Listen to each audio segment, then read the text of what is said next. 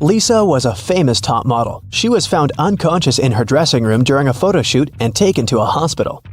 Doctors said she had a severe allergic reaction, but when Lisa came to her senses, she insisted she hadn't eaten anything all day.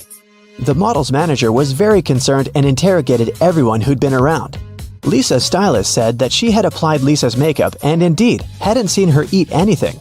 The cleaning lady said she had cleaned the dressing room with organic, non-allergenic products. Lisa's main rival, Nora, said that she'd been watching the shooting all day long. She hadn't noticed anything suspicious. Who's the culprit?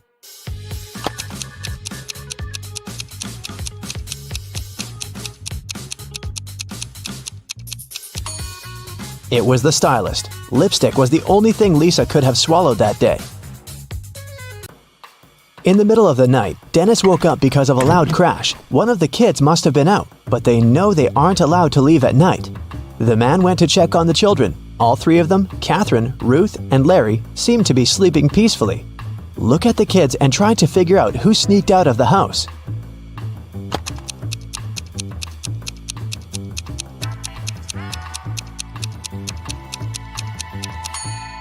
It was Ruth. There's a dirty sneaker hidden behind the curtain and several pieces of French fries under her bed. Brenda was traveling by train. It was scorching hot in the carriage. The girl took off her gold bracelet decorated with diamonds and put it on the table in front of her. Several minutes later, the train entered a tunnel, and it got pitch dark. When the tunnel was left behind, there was no bracelet on the table. Brenda was shocked. "Someone's taken my bracelet!" There were just 3 other people in the compartment. Helen said she'd been sleeping. Rachel was reading a book on her phone, and Gregory had gone to the bathroom even before the train entered the tunnel. Who took the bracelet?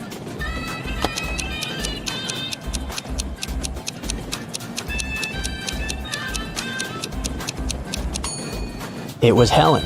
At first, she had her sleeves rolled up, but now they're covering her arms down to the wrists, hiding the bracelet. Sarah bought some ice cream on Saturday, but kept the flavors in secret. When she woke up on Sunday, all the ice cream was gone. She asked everyone in the house if they knew anything about it. James answered he had gone to work early that morning and hadn't seen anything. Mary said she wanted to have the new caramel ice cream in the afternoon. She felt bad she was going to miss it. John didn't even know there was ice cream in the house, but he was looking forward to trying it. Can you figure out who knows something?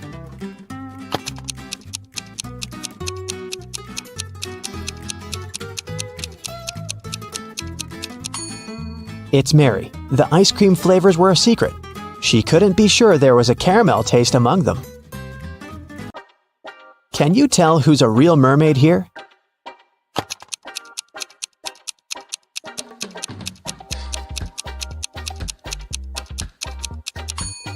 The second one is a guy, so he definitely isn't a mermaid.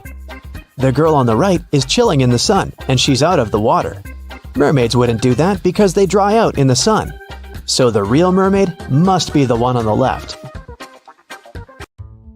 There were some thefts at the supermarket. There were 3 cases in total, in January, April, and June. The security camera recorded these videos. The security officer tried to have a closer look and suddenly noticed one detail. After that, the identity of the thief became clear. What did he notice?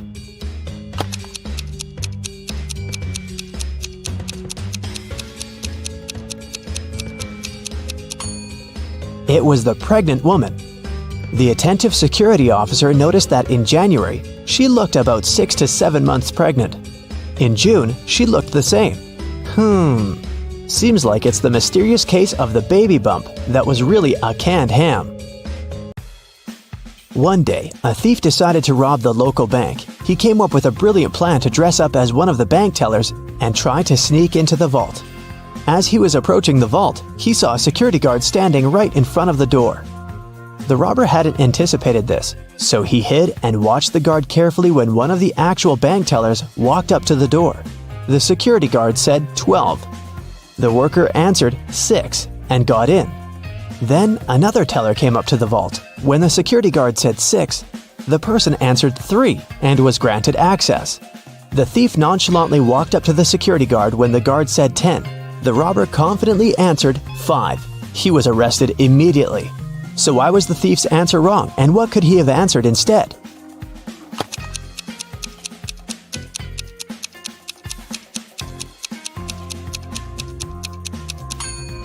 The response has to do with the number of letters in the word. 12 has 6 letters, so the answer is 6. 6, in turn, has 3 letters, so the answer is 3. Well, you can see by now that the robber should have said 3. Looks like he wasn't as brilliant as he thought. Rob's wife decides to prank him and changes a 6-number password on their safe. She leaves a clue so that Rob could crack the code.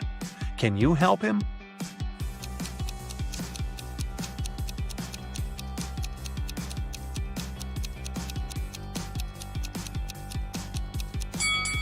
Take a closer look at the hint. There's an alphabet with 4 marked letters, but we know that the password consists of 6 numbers.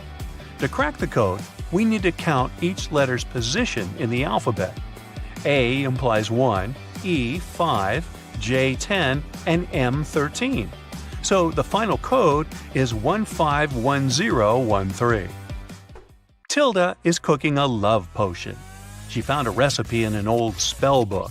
But unfortunately, the last 3 ingredients are encoded. Here's a hint to crack the first one. I can sometimes be a stick, but I don't come from a tree.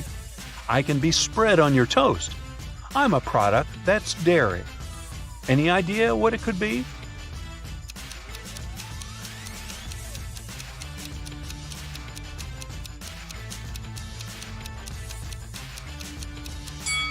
Butter. Or as they say in Brooklyn, butter. Here's a hint for a second ingredient. I can be small, I can be huge, and very hard to snatch. Carve me out, put in a candle, and light it with a match. What is it?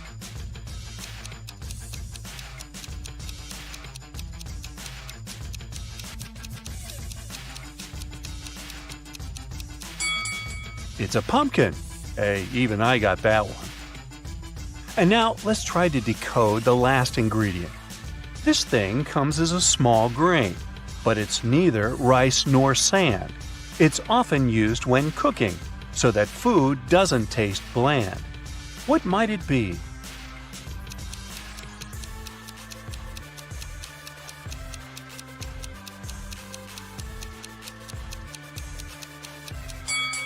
The last ingredient for Tilda's love potion is NaCl. Oops, I meant salt. Lily gets an invitation to a wedding party. She comes along and sees 3 weird things right away. Can you spot them too?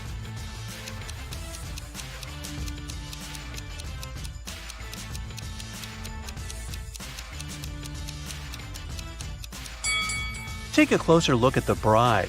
There's a zombie hiding under her skirt. Also, there's planet Earth in the sky instead of the moon. And the clock is going counterclockwise. Well, that's all goofed up. Molly is chilling in her bathroom after a long working day. But can you see anything odd here?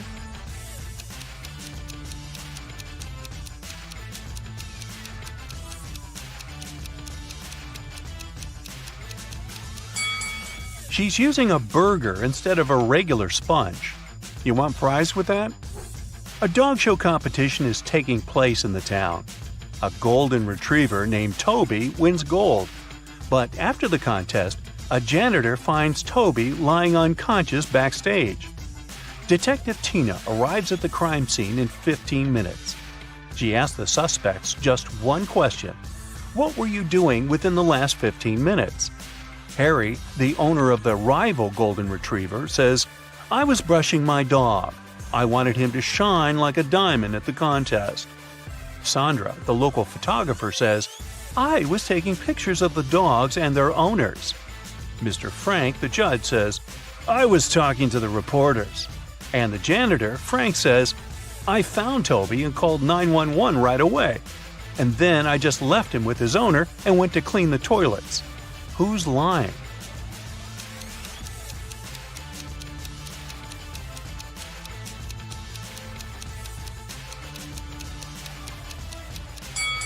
Harry. Why would he need to prepare his dog's hair? The contest is over. Lisa breaks her nail and goes to a beauty salon to fix it. There, she meets 3 manicurists. One of them is an imposter. Can you guess who?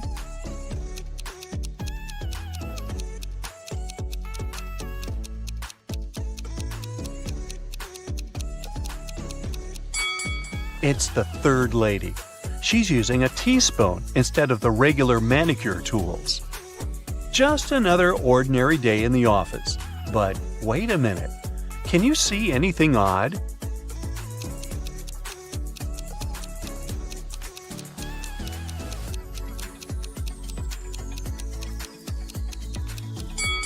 The lamp doesn't have an electric cord.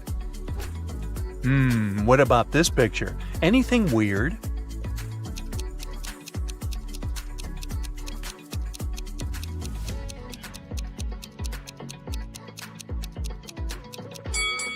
This businessman is holding an artist's brush. Kyle is a policeman. He enters the local public laundromat after work. There, he sees a crying woman. She yells, "Officer, please help me. Someone stole my clothes. It was my favorite suit." Kyle interrogates 3 suspects among the clients. Lisa says, "I spent the last 30 minutes here, but I always watch movies on my tablet while waiting, so I didn't look around." Ryan says, "I just arrived here to wash my own bed sheets. You can check my bags if you don't believe me." And finally, Nina says, "I had a video call with my boyfriend while I was waiting for my laundry to dry. I didn't have the chance to look around." Who's lying?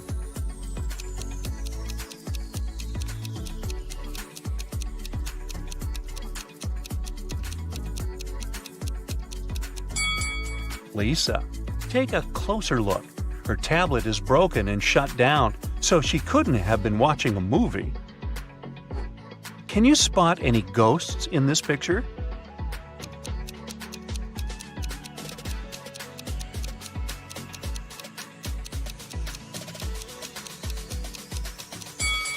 How about over here? What about this area? Can you spot any ghosts?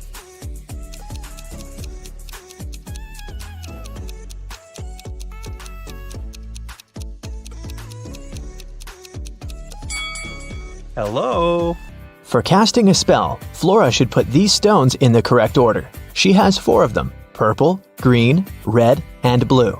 The instruction says, 1. The red one only has 1 stone next to it. 2. The green and purple stones aren't next to each other.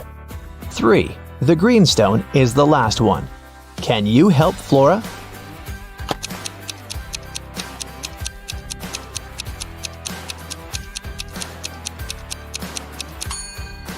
If the red stone only has 1 other stone next to it, then it's either the first one or the last one.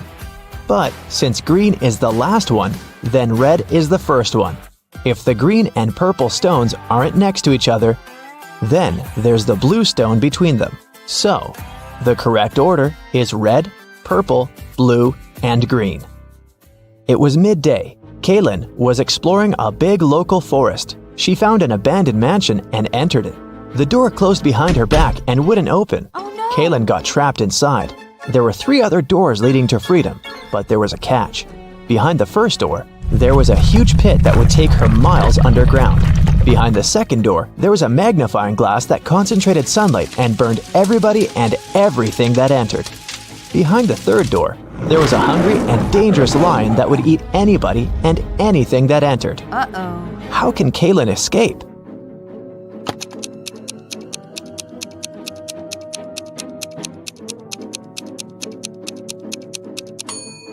Kaylin should wait until sunset. When the sun goes down, the second door with the magnifying glass won't be dangerous anymore. Amelia, Belle, Chloe, and Della are identical quadruplets who always prank people. One day, one of the girls' teachers had to let Amelia leave the class early. She had a doctor's appointment, but the woman wasn't sure which girl was Amelia. The quadruplets had decided to help her. Here is what they said. Amelia is one of the girls standing in the middle. No, Amelia is one of the girls standing on the sides. I'm Amelia. I'm not Amelia. 3 girls lied and 1 told the truth. Who is Amelia?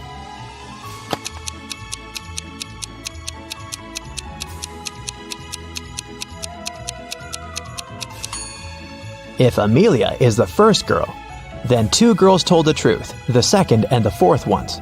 If Amelia is the second girl, then the first and the fourth girls told the truth. If Amelia is the third girl, then the first and the third ones told the truth. But if Amelia is the fourth girl, then only the second girl told the truth. So, Amelia must be the fourth girl. Esme was having a walk in the forest and got lost. She found a witch's house, petted her black cat, and asked the witch to send her home. The witch wanted to play a game. If Esme won, she'd send her home. But if Esme lost, she'd have to stay with the witch forever.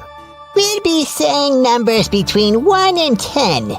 The next player will have to choose a number that's between 1 to 10, greater than the previous one. The first person to say 50 wins. You can start. How can Esme win?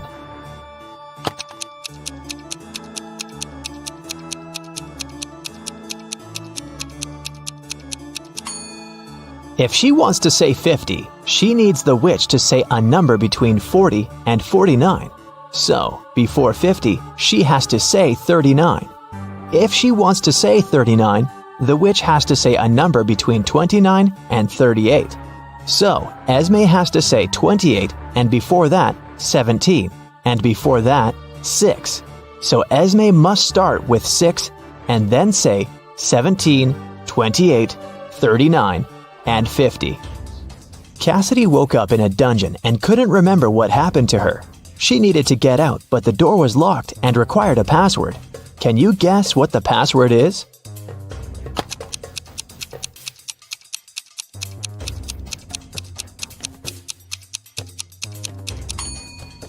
Every next number is made by moving the last digit of the previous 4 to the front. So, the password must be 4728. Mrs. Davies is an elderly lady telling a story of her life.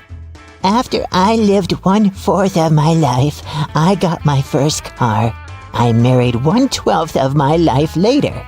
1/6 of my life later, I started a business. 1/4 of my life later, I got my first granddaughter. She just turned 18. How old is Mrs. Davies?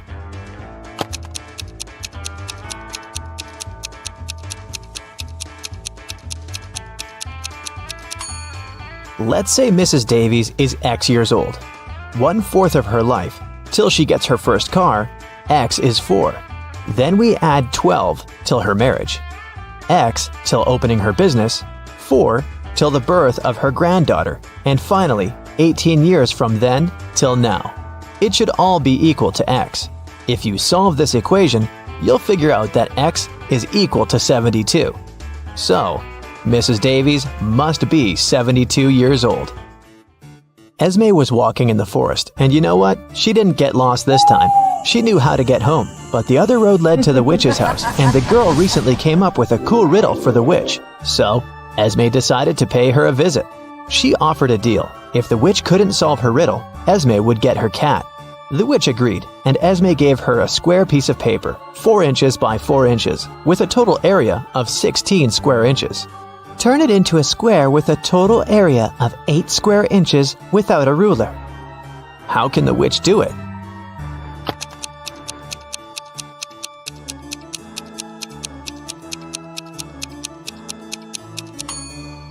The witch should fold the 4 corners of the square towards the middle. This way, she'll get a square that is exactly twice as small as the original one. Apparently, the witch gets to keep her cat this time.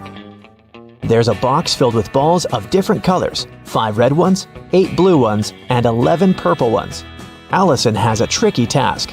Blindfolded, she has to keep picking up balls until she's sure that she has balls of at least 2 different colors. What's the minimum number of balls she should pull out of the box?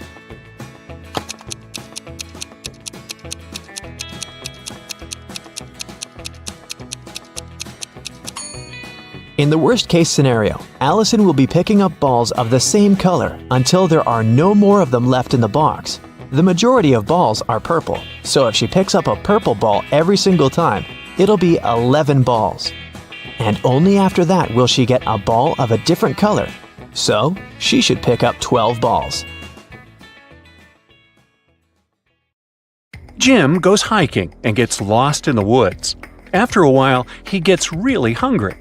Jim wanders around and finds these 3 options, but only one of them is safe. Can you help Jim make the right choice?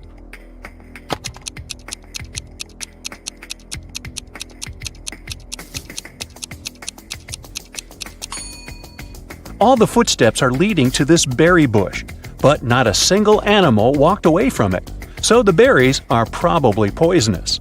There's a scorpion creeping around these delicious bananas, so Jim should choose the apple tree.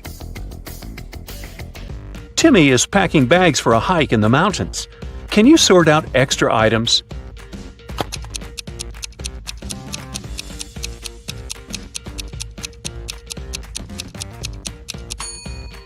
It's unlikely he's going to need a hairdryer. Timmy's already taking a flashlight, and he probably won't have access to electricity. Therefore, he doesn't need this table lamp. And finally, he shouldn't take this heavy silver cutlery. A frog is at the bottom of a well. The well is 30 feet deep. The frog climbs up 5 feet every day, but it slips back 4 feet every night. After how many days will the frog be free?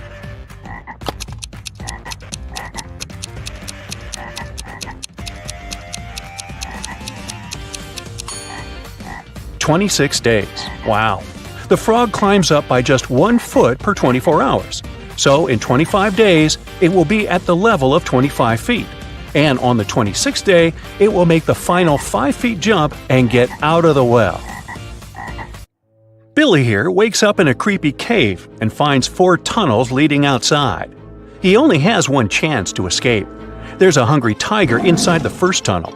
The second tunnel is filled with dust and spider webs. Yuck!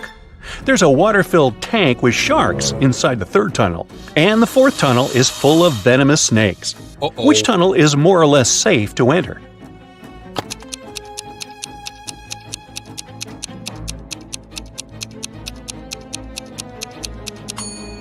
Billy should choose the second tunnel. There are no spiders in this picture, only the webs. Crawling through them might be unpleasant, but at least he'll stay safe. 3 tourists go hiking and get into trouble. Surprise, surprise. Can you guess who has more chances to survive?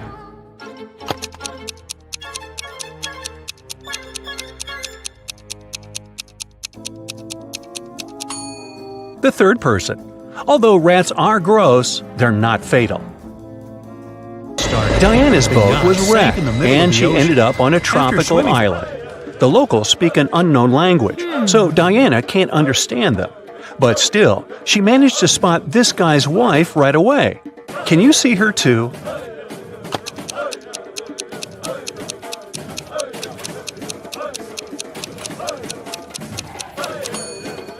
It's the third lady. They have similar tattoos. Wendy is walking in the woods and falls into the trap of evil elves. She offers their king a deal. If I write your exact age on a piece of paper, you'll let me go. The king agrees and gives Wendy a piece of paper and a pen. In a minute, he lets her go.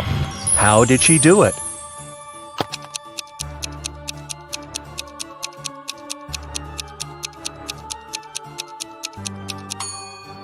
Wendy literally did what she said. She wrote your exact age on the paper. Ah, clever girl. Stan is walking home in a haunted city.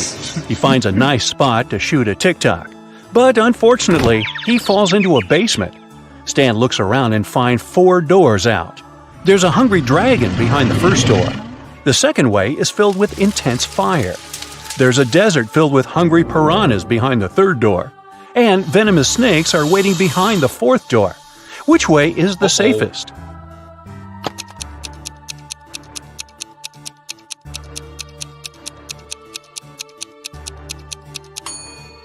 The third one. Piranhas live in water, so they wouldn't manage to survive in the desert. Therefore, they're not dangerous for Stan. Jessica gets lost in the desert with just one small bottle of water. She has no clue where the nearest water source is. What would you suggest? Run as quickly as possible to find more water? Pour all water on her head to avoid sunstroke? Find a shady place and rest? Stay where she is and shout for help as loud as possible?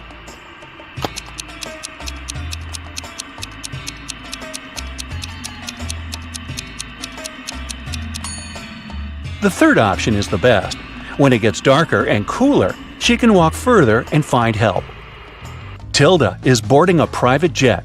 The crew greets her, and she spots an imposter among the crew members right away. Can you see this person too?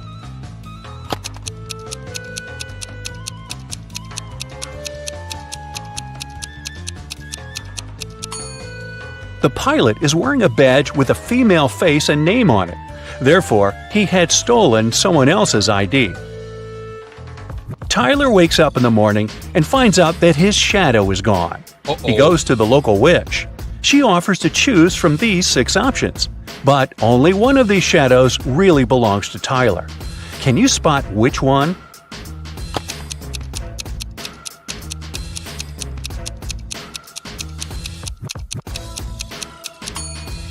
Only the first shadow fits perfectly. Nina and Sarah are both fond of swimming, but one of them is making a big mistake. Can you guess who?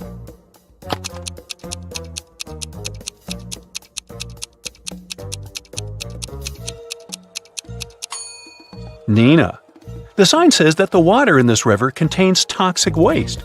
Meanwhile, Sarah can easily surf in large waves. Kyle and Betty go to a remote village to spend a romantic weekend. They see a cute little farm on the way and buy some pomegranates. They go on a picnic and enjoy the fruits. Each of them eats half of the pomegranate. In 10 minutes, Kyle gets very sick. Betty takes him to the hospital. Doctors check everything and come to the conclusion the pomegranate was poisoned. Kyle and Betty ate the same food and drank the same drinks all day. How is it possible that Betty still feels well?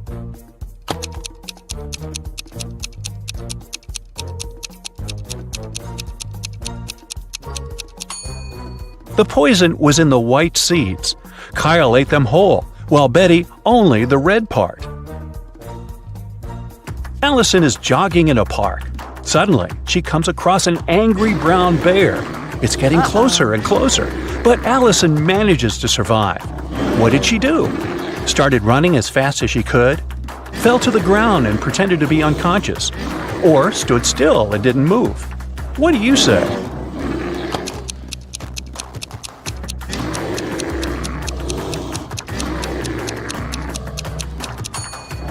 Usually, brown bears only attack people when they're surprised or feel threatened.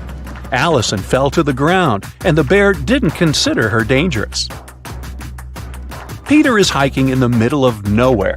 Suddenly, he sees a mountain tiger in the distance. He's trying not to panic and begins to look for a place to hide. There are 3 possible options, but only one of them is more or less safe. Can you help him make the right choice?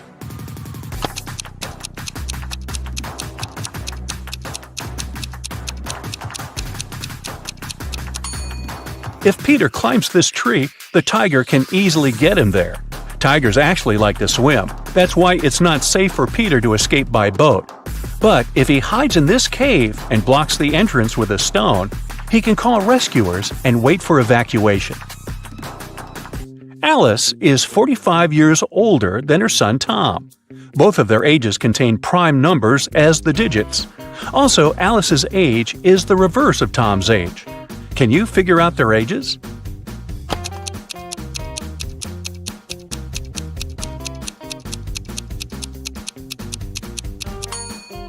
The only single-digit prime numbers are 2, 3, 5, and 7.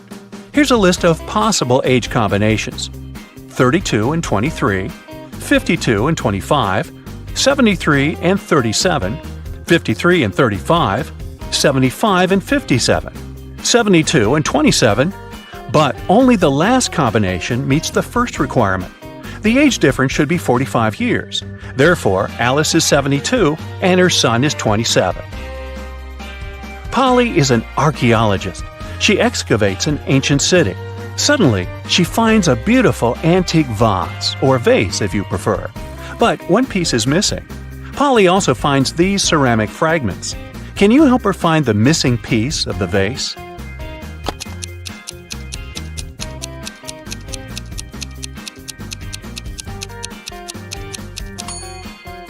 The fourth fragment fits perfectly. Dan lands with a parachute in a field in the middle of nowhere. Been there, done that. He finds the nearest bus station to get back to the city, but only one of these 4 buses will arrive at the station. Can you guess which one?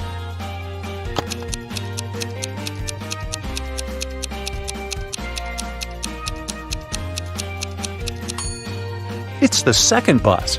You can crack this maze much easier if you start drawing from the final destination. Amy leaves her workplace to go to the bathroom. She returns and finds out that someone had stolen all the cash from her wallet. Amy checks the wallet surface for fingerprints, but she only finds her own. The next day, Amy questions 3 of her coworkers. Mike says, "Sorry, I've been out for lunch when the robbery took place." Oliver says, "I've been feeling sick all morning, so I went home early." And Will says, "I've been having a conference call with our clients." Can you spot the thief?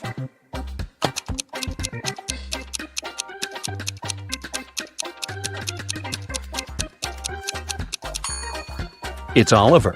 Take a look at his trash bin. He used gloves to steal the cash and then left them in the trash. He's the clumsy culprit.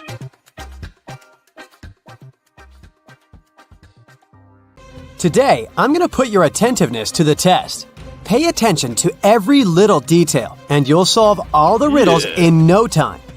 Mark was walking along the river when he heard someone screaming. It was a young woman who was drowning. The guy immediately left his jacket and backpack on the ground and jumped into the water. Luckily, he was on time. When Mark pulled the woman out of the river, he saw a passerby standing next to his stuff. Unfortunately, I can't swim, but I looked after your things, The man said. Then why did you rummage in my backpack? Mark asked. How did he understand someone had opened his backpack?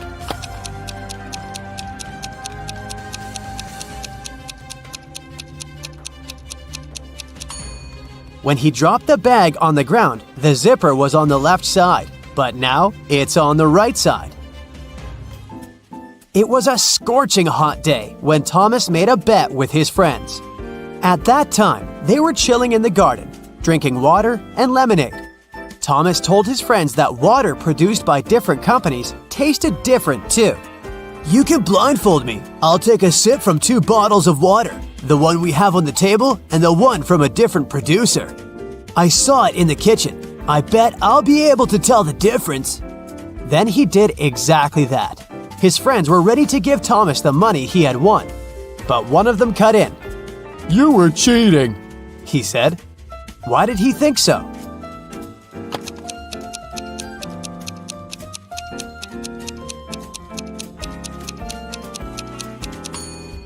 It was an extremely hot day. No wonder the water had been outside for several hours, which was much warmer than the water brought from the kitchen. Someone robbed a bank in a large city. A police detective went to visit the main suspect, who had been detained several times before. I've been feeling unwell this week, and I haven't left my apartment for 3 days. Luckily, I didn't need food. My fridge is full. You can make sure of it yourself, the man said and opened his fridge. But the detective realized the man was lying and arrested him. How did he figure it out?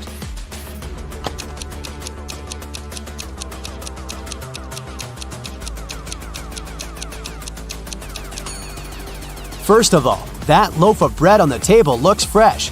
Plus, if the man had been staying inside for 3 days already, his fridge wouldn't be so full. Mr. Black sold beautiful, rare vases.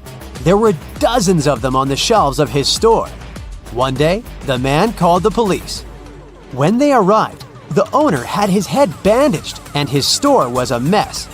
Some guys in masks ran into my store and grabbed the money and the most expensive vases. Then they hit me on the head and I blacked out. Police officers immediately understood that Mr. Black was lying to get the insurance money. How did they figure it out?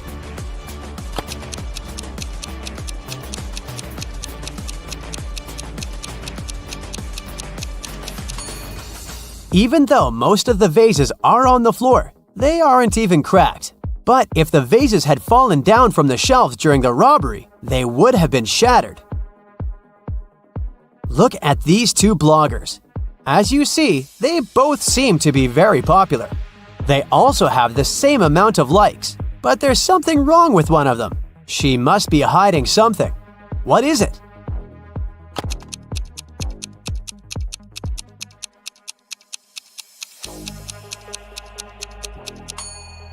The girl on the right has a fake bag. The logo on it looks like that of Chanel, but it's written Gucci underneath. Marcel was driving along a dangerous mountain road. Suddenly, he saw a man sitting on the side of the road and stopped. It turned out the man hadn't managed to control his car. It fell off the road and the man got thrown out of the window. And now, his very expensive car was beyond repair. Could you be my witness when I prepare the documents for my insurance company? The man asked Marcel. The guy agreed, but asked the man to show him what was inside the car. The man took the key out of his pocket and unlocked the damaged vehicle. "I won't take part in this fraud," Marcel said. Why did he think the man was lying?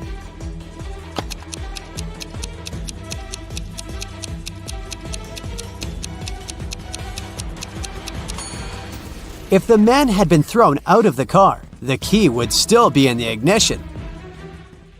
Dylan and Susan had been happily married for 10 years. One day, Dylan went on a business trip. When he returned, Susan immediately understood that the man wasn't her husband. How did she figure it out?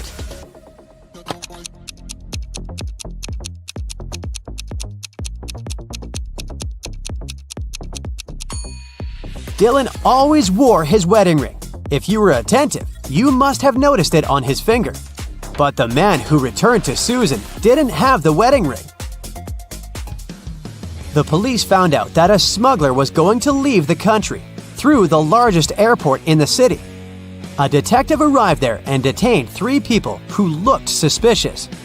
Look at them and try to figure out who the smuggler is.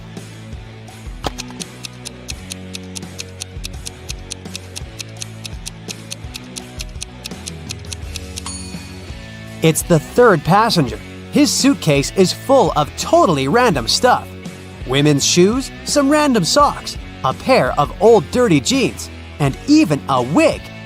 Plus, when closed, the suitcase looks much larger than when it's open. Sarah's husband, Michel, was a professional cyclist. He was about to have a challenging cycling tournament. "I promise I'll bring you the bouquet they give to the winner," Michel told Sarah. 4 hours later, he came back with beautiful flowers. But Sarah realized right away that Michelle hadn't won the tournament. How did she figure it out?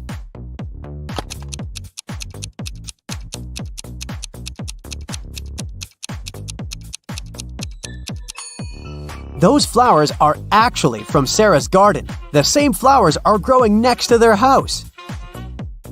Look at these people. The man is in the hospital. He's lost his memory.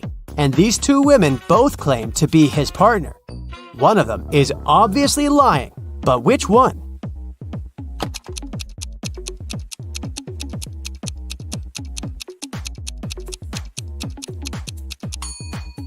The woman on the left is lying. If they were married, they would have wedding rings on their fingers. Now, there are these 3 people. One of them is lying. Who is it?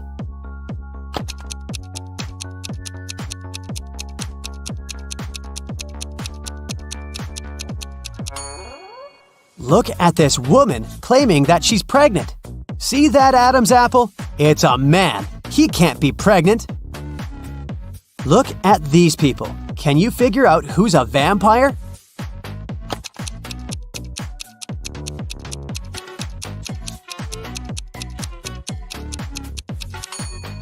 It's this man. See those fangs? Creepy.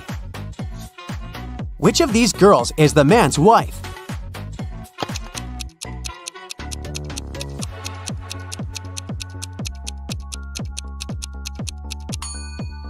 It's the girl on the right. She's wearing a necklace saying Kate, and the man has a tattoo with the same name on his arm. A store security guard stopped a man who was leaving a clothing store. The sales assistant claims you've stolen a pair of expensive gloves. These are my gloves. I've had them for ages. But the security guard immediately understood the man was lying. How?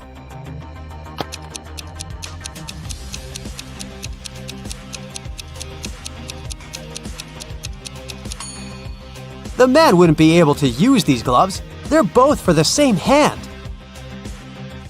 Rachel reached the final of a game show.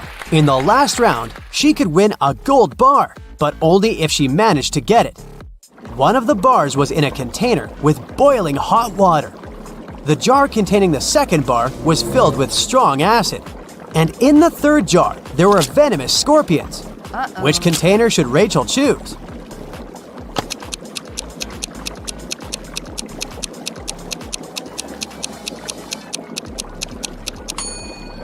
The woman just needs to wait until the water in the first jar cools down and take the gold bar.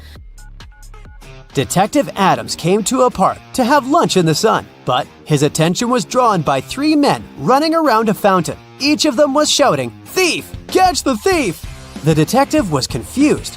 Who was the real thief? That's why he just kept watching. After some time, the distance between the men shortened. Detective Adams immediately realized who the real thief was. Can you figure it out too?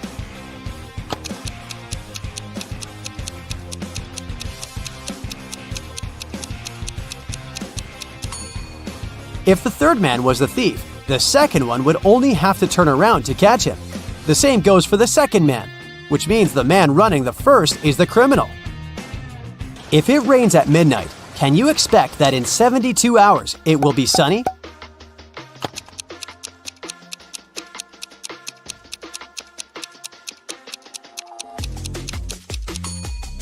No way! In 72 hours, it's gonna be night again. Can you crack this rebus puzzle?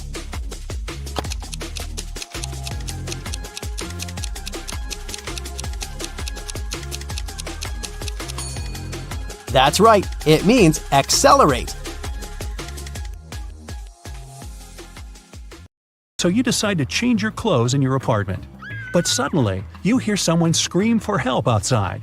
You run out of the apartment and forget to lock the door. A woman is crying in the street. She's standing near the road. In the distance, you can see a car leaving at high speed. The woman says her new car has just been stolen. You get into your vehicle and start chasing the criminal. The suspect gets out of the car and runs toward an abandoned house. He climbs over the fence and disappears inside. You go there after him. In a small hall, 5 zombies are walking in different directions. But zombies don't drive cars. One of them is the thief pretending to be a zombie. Who is it exactly?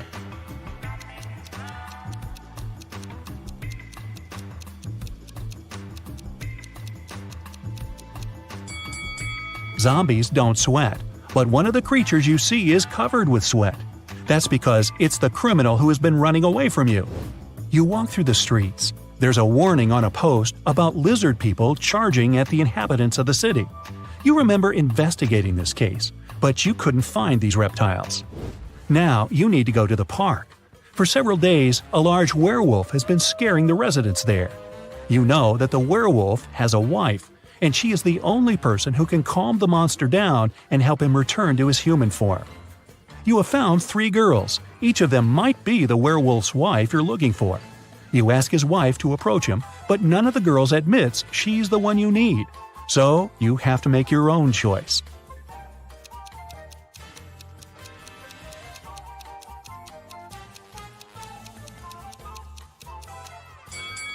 Do you see some wool on this girl's clothes? It's the wolf's fur, which means she's the wife. She walks up to the monster, hugs it, and the werewolf turns into a human. You're hungry. You drop by a pizzeria. The owner of the restaurant says that someone has taken all his weekly earnings from the safe. The thief wore gloves and left no fingerprints. The video cameras were turned off. You know this pizzeria has had several similar incidents over the past year.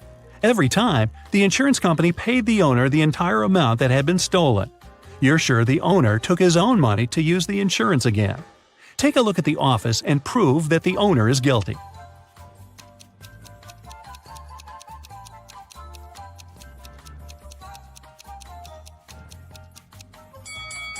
Look at the air vent. Behind the grated hatch, you can see the bundles of the stolen money you've been looking for. There's a long night ahead, and you're feeling sleepy. You go to a small cafe to get coffee. You give the money to the saleswoman and take the cup with the drink. You take a sip and realize the woman is in danger right now. How do you know that?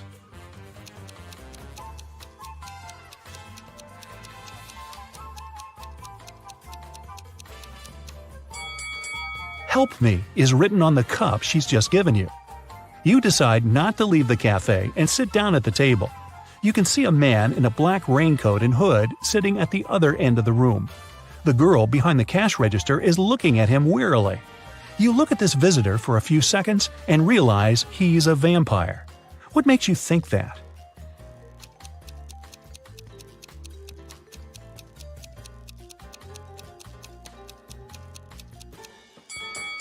It's night outside. You can see your reflection in the window. The hooded man is sitting by the window too, but isn't reflected in it. He's a vampire. The coffee has cheered you up a little. You're walking along the street, lost in thought. That's why you don't notice an open maintenance hole in front of you. You fall and find yourself in a dark sewer. Phew! Fortunately, you're not hurt. Shh! You can hear some noise at a distance. You turn on your flashlight and slowly walk forward. Soon, you come across a cage with several people inside. They say a mad scientist caught them and put them in this cage to conduct experiments. You need to free the prisoners. But where can you find the key? Carefully inspect the laboratory.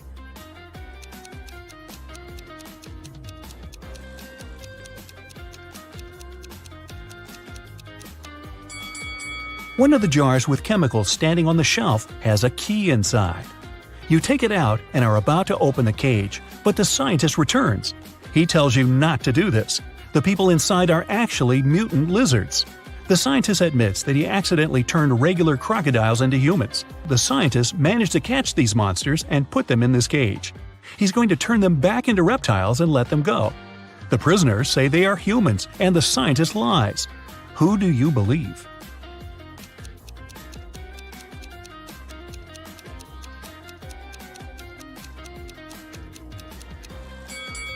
You decide not to open the cage. Inside, next to the people, you can see pieces of faded skin and scales. Snakes and other reptiles shed during molting. You believe the scientist, and he promises that he will soon fix everything. You're back in the street. It's as dirty and uncomfortable here as in the sewer. Nearby, a bolt of lightning strikes something. You hear someone screaming and run there. A multi-story building is on fire. An old lady is crying. She's left her cat in the apartment.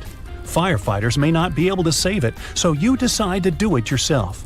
You go up to the top floor using an old fire escape. It collapses behind you.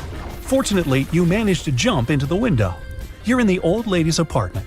Several floors lead to different rooms. You don't have time to check each of them. The fire is getting closer. Where is the cat?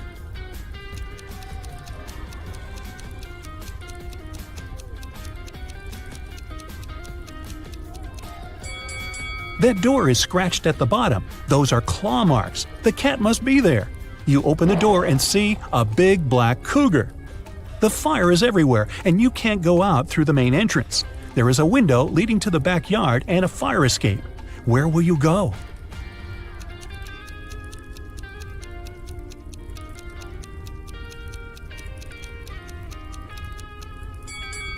The fire escape collapsed when you were trying to get into the apartment. In the window, you see the tree. How about a refreshing brain workout? If you're ready, let's start.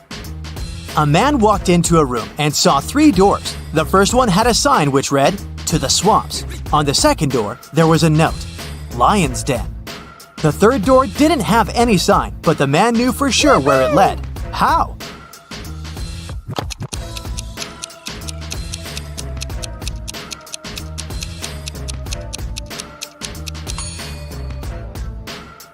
It was the door he had entered through. You return from your lunch break and discover that someone has stolen $50 from your bag. There are 4 suspects: Mila, Henry, Jackson, and Victoria. When you ask them about the money, Mila replies she hasn't taken it. Henry says he's pretty sure Jackson's got the money. Jackson shouts, "No way! Henry's lying!" And Victoria claims Mila's telling the truth. Only one of these people isn't lying. Who's taken your money?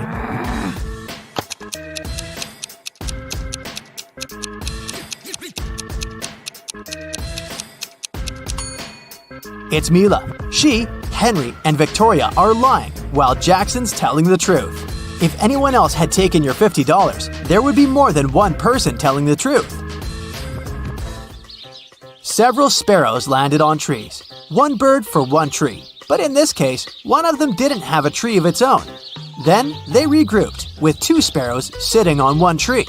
After this, one tree was left birdless. How many birds and trees were there?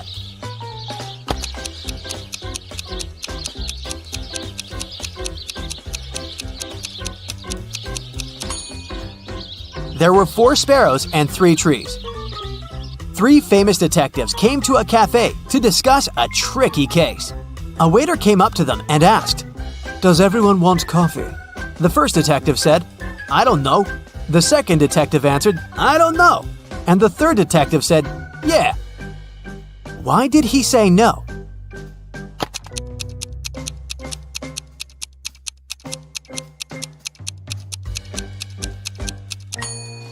All the detectives wanted to have coffee, but the first 2 couldn't know if it could be everyone's choice.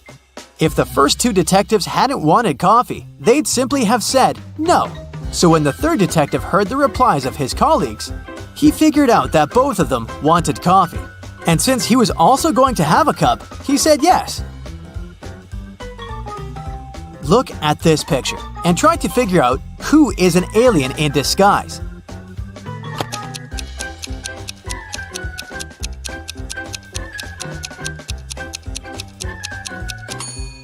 It's the guy in a yellow shirt. He's eating a banana, but he hasn't peeled it before biting into it. He probably sees this fruit for the first time.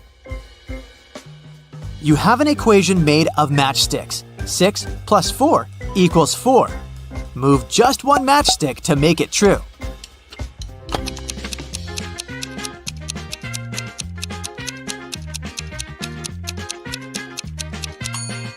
You need to take one matchstick from the plus sign and add it to 6 so that it makes 8. Then you'll have 8 minus 4 equals 4.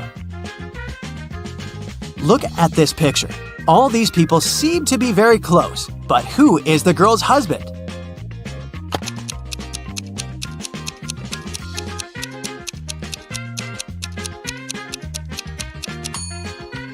It's the guy on the right. He's the only one to have a wedding band on his finger. The next riddle to check how attentive you are. Who is her husband?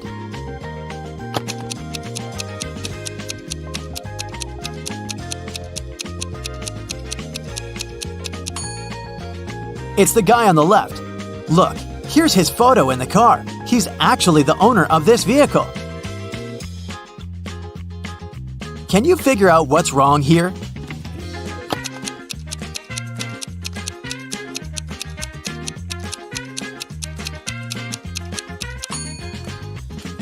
These guys seem to be wearing smartwatches. Hey, detective, your next task is to understand where the criminal is hiding. Make sure to pay attention to every detail.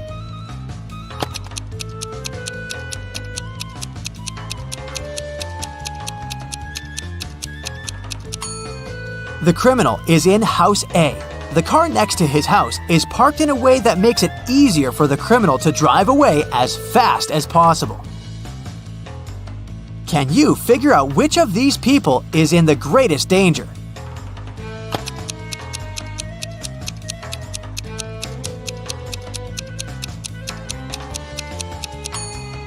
It's this guy.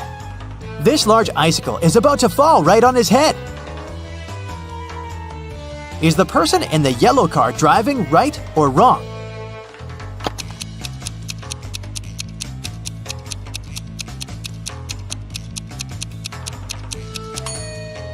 It's a wrong and very dangerous way of driving. The car is moving very slowly, and to overtake it, the next driver will have to maneuver from the leftmost lane to the right one. It can easily cause an accident. How can you get from 98 to 720 by just adding one letter?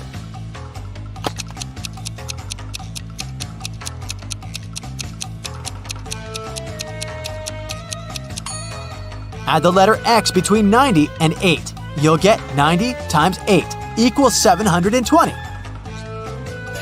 A wealthy businessman was traveling by a high-speed train. He had a suitcase full of cash on him. The train was moving through a mountainous area with numerous tunnels. After the train left one of the tunnels, the businessman noticed that his suitcase was missing. There were only 4 other passengers in the train car. Matthew said he had broken up with his girlfriend and didn't care about anything happening around. Joseph said that he'd bought his favorite author's novel at the station and had been engrossed in reading. Zoe said that she hadn't seen anything. Her eyes had been tearing, irritated by the smoke coming from the train. And Ellie claimed she had been napping with her sleeping mask on. So, can you figure out who took the businessman's suitcase?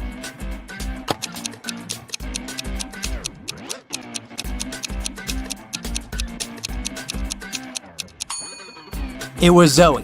Modern high-speed trains are electric and don't produce smoke. You've got a bag filled with oranges. You need to use these oranges to fill up 2 other bags of the same size. How can you do it?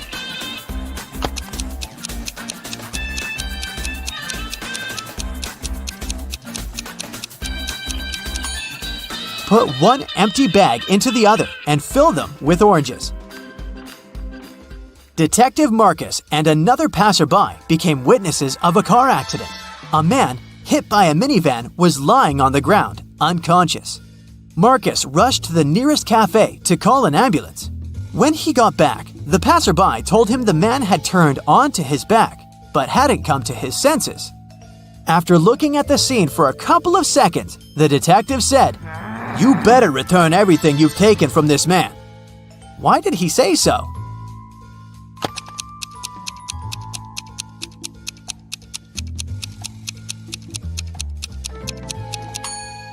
When they saw the man at first, only one button was buttoned on his suit jacket, but now it's already 2 buttons. The passerby must have opened his jacket to look for the wallet and then buttoned it up incorrectly. Now, imagine you're lost in a forest on a freezing cold winter night. You realize that you have nothing to warm you up. There are 3 options: to stay where you are and call for help, to keep walking until you get out of the forest, and to go on, but take small breaks, sit on the snow, and cover yourself with some branches. What should you choose?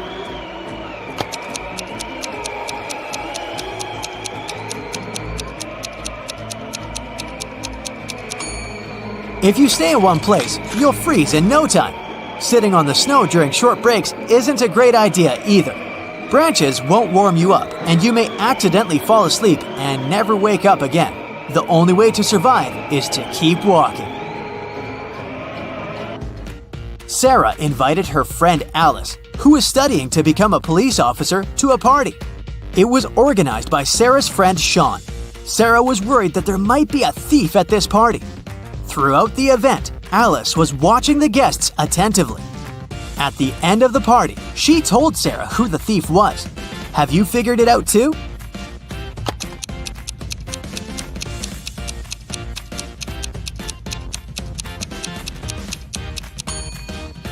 It's the host, Sean. At the beginning of the party, one of his guests had a watch on his wrist, and this woman had a beautiful necklace. But at the end of the party, the watch is already on Sean's wrist, and the necklace is in that flower pot. See? Austin, a rich businessman, brought very important documents to his office, but he had a meeting and needed to leave for several hours. Austin asked his secretary to be super attentive. His competitors could try to break into his office to look at the documents. When he came back, his secretary told him everything had been quiet. But when the man looked around, he realized someone had been inside his office. The secretary eventually admitted having fallen asleep while Austin was away. How did the businessman understand someone had visited his office?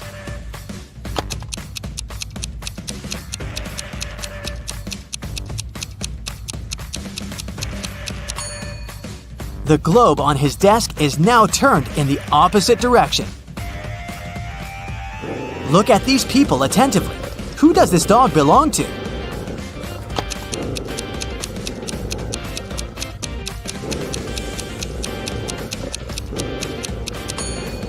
The dog's owner is the guy in the middle. He's the only one who isn't trying to pet the animal. The helicopter has dropped you in the middle of a tropical jungle.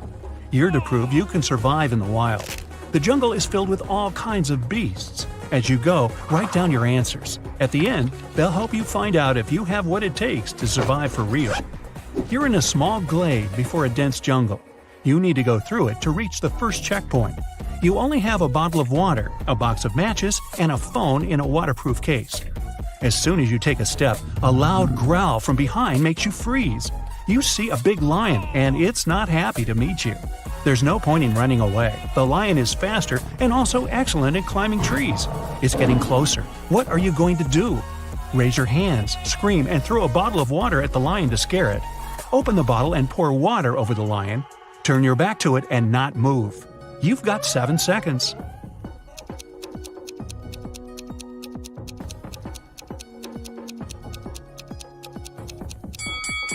Never turn your back on a lion. The beast knows to be wary of humans, so start making noise and throw a bottle at it.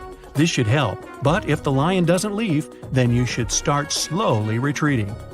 This time, the bottle helped you. The lion runs away, you take the bottle from the ground and go into the jungle. You make your way through the thicket and see 2 bear cubs. They growl so sweetly and seem to want to play with you. You think they're thirsty, so you open the bottle. What will you do next? Give them some water to drink. Take a photo with the cubs because they're so cute. Quickly escape from this place as fast as possible.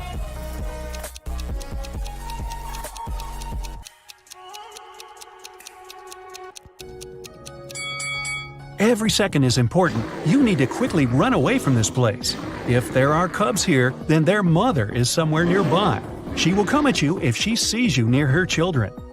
While running, you trip over a root and fall. It seems you managed to get away, but wait, something big is coming towards you from the right. You turn your head and see a huge grizzly bear. It growls and stands up on its hind legs. What to do now? Get up and quickly run away? Climb the nearest tree and wait for the bear to leave. Pretend to be unconscious and don't move. The bear is getting closer. Decide now.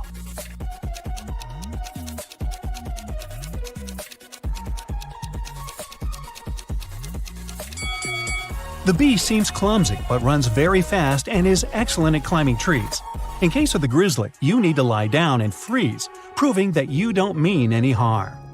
The bear sniffs at you and seems to leave, but don't get up just yet. It can stay nearby and look at you to make sure you really are unconscious. After 10 minutes, you open your eyes and feel the bear is gone.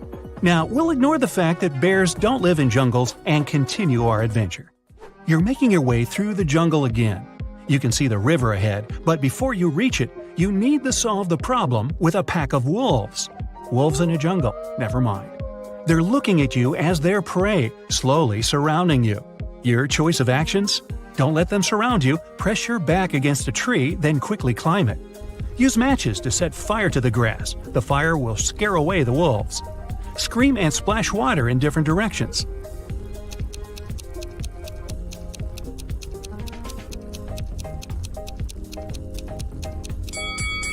Wolves are afraid of fire, but now you don't have enough time to make it. Don't let them surround you. Any tall tree will save you. First, press your back against it, then quickly climb up before the wolves get to you. Night falls. You're sitting in a tree. The wolves are tired of waiting for you and leave. You go down, build a fire to warm up, and cook food. By the way, what will you have? Berries. You found ripe purple and red ones. They look delicious and seem juicy. Ants. You've stumbled upon a large anthill. Mushrooms. They don't look much like fly agaric, which means you can eat them. So, what's on the menu tonight?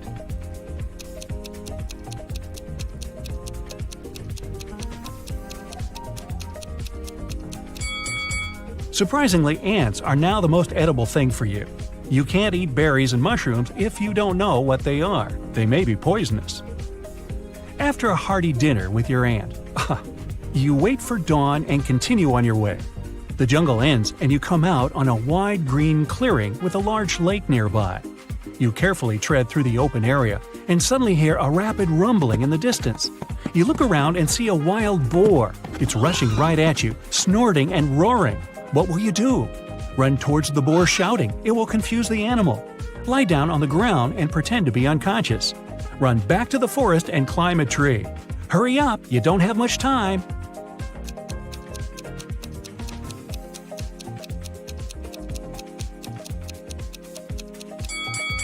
You need to climb the nearest tree. Wild boars will eat anything they can. So you climb a tree, but the boar is waiting for you on the ground.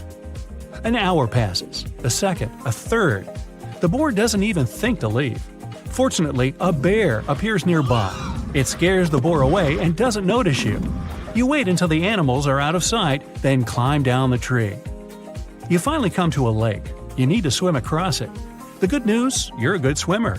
The bad news is that there's a shark in this lake. Freshwater shark, huh? Hey, let's just go with it. You dive into the water and swim to the opposite bank. On the other side, there's a small pier with a moored old fishing boat. Where will you go? To the pier with a boat or to the sandy bank?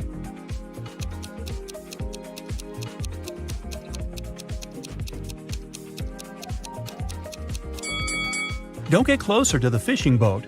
It gives off the smell of fish that attracts the shark. Most likely, it lurks near the pier. You swim to the bank and see a fin next to the boat. It turns and starts quickly toward you. The shark has spotted you. What will you do?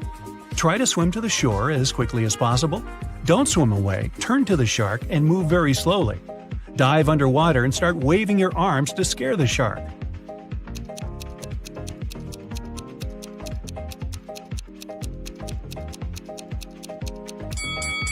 Well, you need to stop. If you start swimming away, the shark will think you're its prey. Take a deep breath and try not to make unnecessary movements. The shark swims away and you calmly reach the shore.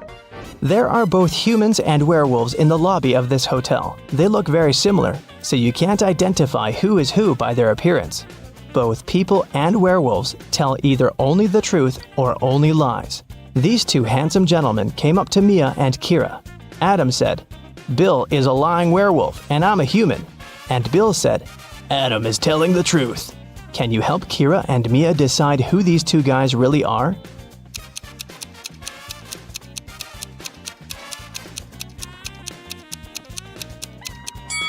We know that they cannot tell half-truths. So, Adam's statement is only true if both parts of it are true. Let's suppose that Bill is an honest human. Then Adam should be honest too. But Adam called Bill a liar, which creates a conflict.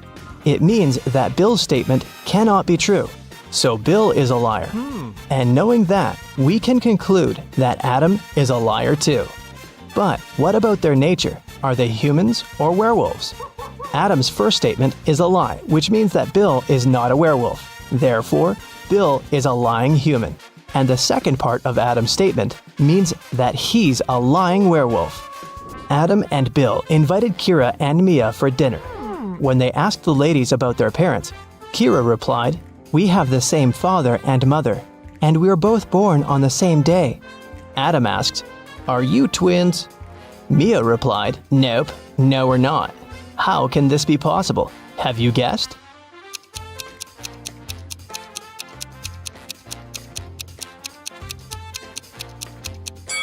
Kira and Mia are not twins. They're two of a set of triplets.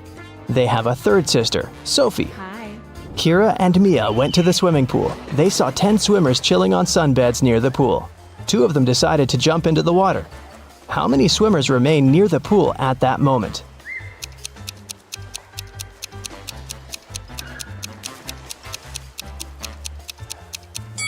10. The 2 swimmers might have decided to get into the water, but it doesn't mean they've done it. Kira entered a very small dressing room. There were 4 cats sitting in 4 corners. There were 3 cats across from each cat. And at each cat's tail, there was 1 more cat. Can you tell how many cats there were in the room?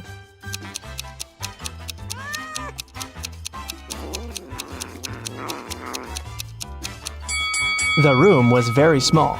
Each cat was sitting near the tail of the cat from the neighboring corner. In the ladies' room, Mia met this weird woman standing in front of the mirror and applying some lipstick on her forehead. Can you guess what's going on?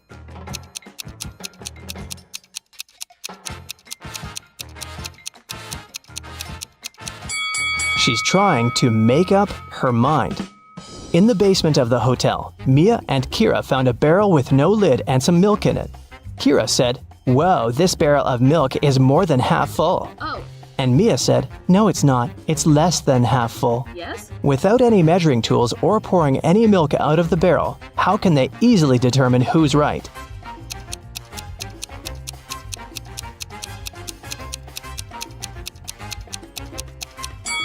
They should tilt the barrel until the milk touches its lip. If the bottom of the barrel is visible, it's less than half full. And if the bottom is still completely covered with the milk, then it's more than half full. A large group of students came to a scientific conference held at the hotel.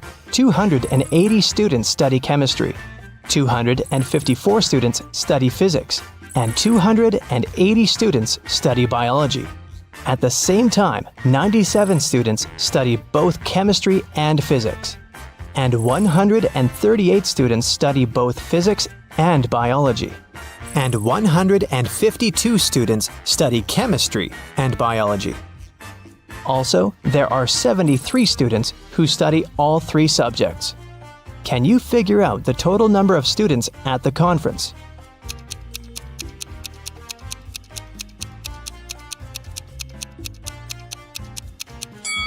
Take a look at this Venn diagram.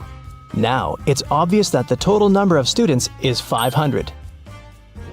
Mia gave Kira 3 shoe boxes labeled red, blue, and red and blue.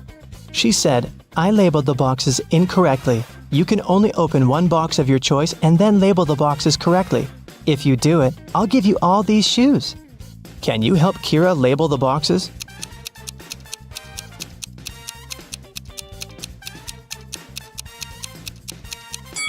Kira should opt for the box labeled red and blue. Since the boxes are labeled incorrectly, this box will contain either red shoes or blue shoes. Let's suppose that Kira found red shoes inside the box. Now she can remove the red label from the wrong box and put it on the correct one. Meanwhile, the box labeled blue cannot have blue shoes inside. Neither can it contain red shoes. It means the blue box must contain both red and blue shoes. Now, Kira has only one remaining box that she can label as blue, and if inside the red-blue box there's a pair of blue shoes, Kira can use the same logic to label the remaining shoes.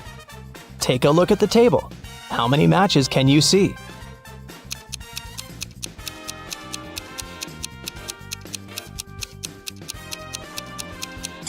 8. Here they are. You board a small plane. Nice. You're the only passenger on board. In a few hours, you'll be sunbathing on the beach, sipping something cold and refreshing. But before that happens, you'll face an epic test to see if you've got the kind of survival skills you need to survive in the wild. Count up your right answers and see what it all means at the end of the video. You fasten your seatbelt and fall asleep just before takeoff. Suddenly, turbulence. You wake up from a dream where you were an octopus in an earthquake. The plane's shaking, your luggage falls out of the overhead. This is serious. You strap on an oxygen mask and notice a flash of lightning outside. A second later, you see another flash. But this time, it's your plane's engine. It's on fire. You're falling. The screeching of ripped metal, screams, and then darkness. You pass out. After a few seconds, you open your eyes and find yourself falling from the sky. Okay, get it together. You unfasten yourself from the chair to stop spinning. The first rays of sun appear over the horizon, and down below, you see a dense forest, a green field, and a small pond. By stretching out your body, you can change direction, you can steer. So, where are you going to land or crash? You have 3 seconds to decide. The best answer is the forest. A fall into water from that high up would hurt the same as falling flat on the ground. But tree branches can soften a fall. You plummet into the forest and lose consciousness. Day 1. Awake. Your whole body aches. Fortunately, you're not injured and you can even walk. Those branches saved your life. Yeah, this is a fairy tale. Now, where to?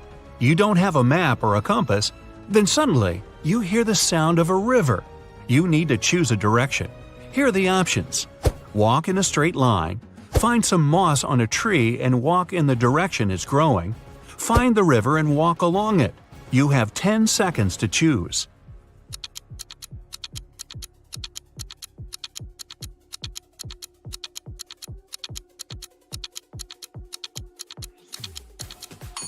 Don't go straight if you don't want to get lost and walk in circles. Navigating by moss? Yeah, I just made that up to mess with you. You should go along the river. It'll lead to a pond or a lake, and there might be people there, or a road, or some signs at least. Day 2. You make it to a lake, but there's no sign of civilization. Now what? Maybe head back up the river? Along the way, you pass out again. You wake up and it's cold, so you drink some river water and try to make a fire. You collect dry twigs, brushwood, birch bark, and moss. Oh, sweet! A gas lighter and a piece of paper in your pocket.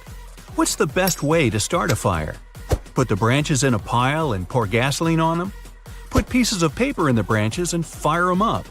Make the branches into a triangle, place birch bark under, and light it. You have 7 seconds, and it's getting really cold.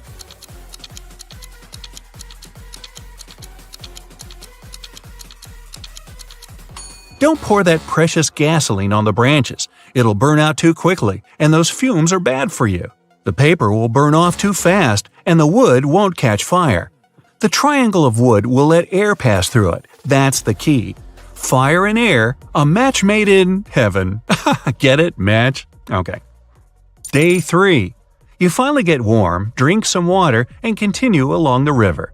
Uh-oh. You haven't eaten anything for 3 days. Gotta get on it. You don't know how to fish, so you go into the forest to find some food. You have a few choices. Berries, they look delicious and seem pretty juicy. Ants, mushrooms. You have 7 seconds. Choose wisely.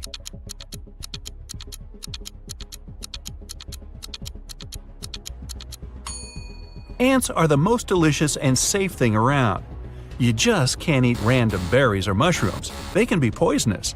Now, how do you get those ants to march right into your mouth? Hey, I can't hand you all the answers. Day 4. A big bear's blocking your path. You shout to scare it away, but it just looks at you. It's not happy. And now it's coming your way. What should you do? Run as fast as possible, because bears are big and clumsy. Climb the nearest tree and sit up there till the bear goes away.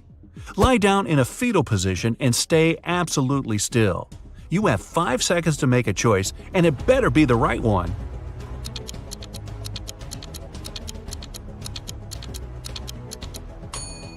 Bears are fast and can climb trees like they're oversized squirrels. The right decision is to pretend to be asleep.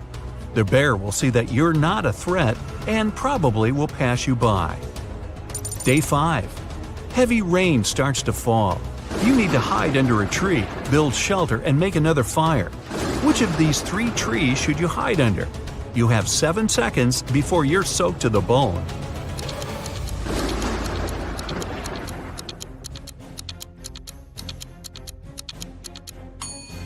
The tree on the left is rotten and might crumble at any moment. There's a snake crawling in the tree on the right. Venomous or not, it's not worth the risk. The tree in the middle is perfect. Day 6. Your stomach starts to rumble. Those ants weren't exactly filling. You decide to catch a fish at all costs.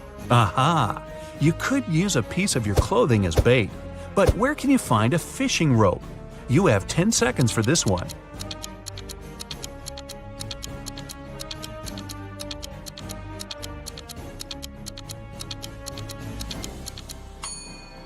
The answer is your shoelaces.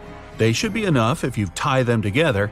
After a long day of fishing, you finally catch one. Aha! Sushi! Day 7. Your journey along the river continues. Up ahead, you see that the river splits into two smaller streams. Decision time, left or right. This could mean life or not. You have 7 seconds to decide your fate.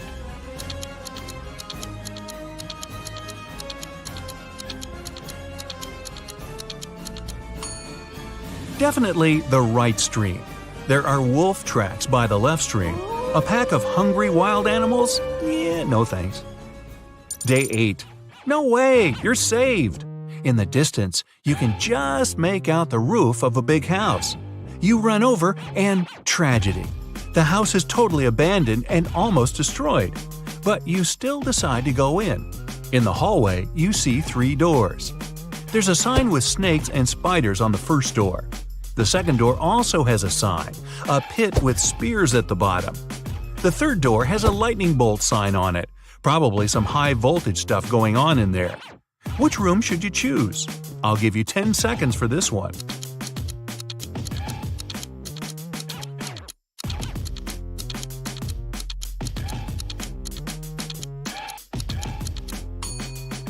Go for the third door. The house is abandoned, so the power's probably been out for years. You decide to stay the night, rest, and move on in the morning, even though it's super creepy. Day 9. Time to hit the road again. In the house, you find a piece of broken mirror and grab it just in case. You've been walking for hours, but the river doesn't seem to be leading anywhere. Then you hear the most magical sound. You look up. A helicopter! You need them to see you, but there's no time to start a fire.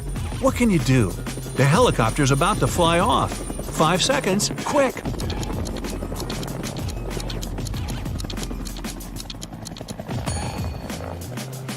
Grab that piece of mirror. You can reflect the sun off it and try and direct the light at the helicopter. Yeah, you've been spotted, but you can't be saved. No. Thunderclouds come out of nowhere and force the helicopter to fly away. Your best bet? Stay right where you are. That helicopter will come back for you tomorrow, hopefully. Day 10. You wake up in a good mood. The rescuers will be here soon. You take off your shoes to wash your feet in the river. Then, a not-so-magical sound. You hear a growl. 2 wolves are staring down their noses at you. You start running in a total panic. The wolves start to chase you. They're catching up. There are 3 paths up ahead. The first road is covered in hot coals. The second one is littered with rusty nails. The third has broken glass all over it. Which path are you going to choose? You have 2 seconds. The wolves are coming right up behind you. Your best bet is the hot coals. You're running, which means you won't have time to feel any pain. It might get a little hot, but your feet will be safe. The wolves don't dare run through the coals, but they stay nearby. Great, now the rescuers won't know where to find you. Wait a minute, how did these 3 paths appear in the forest anyway? People made them. You're on the right path. Civilization is near. Yeah, food, water, Wi-Fi. Day 11. The helicopter appears in the sky again. You whip out your mirror and go to town. The helicopter starts to fly down, but it can't land on your side of the river. The forest is too dense. The rescuers are waiting for you on the other side. Quick! 3 logs lie across the water. Which one's safe to run across? You have 10 seconds, so think carefully.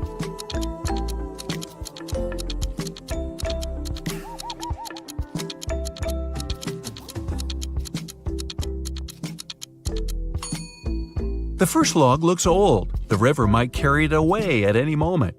The third log, well, it's a crocodile. You need to cross the river on the second log. You're saved. Next stop, a cool ocean breeze. But what you don't know yet is that there's one more test. You'll be swept far out into the ocean after you accidentally fall asleep on a little boat you rented.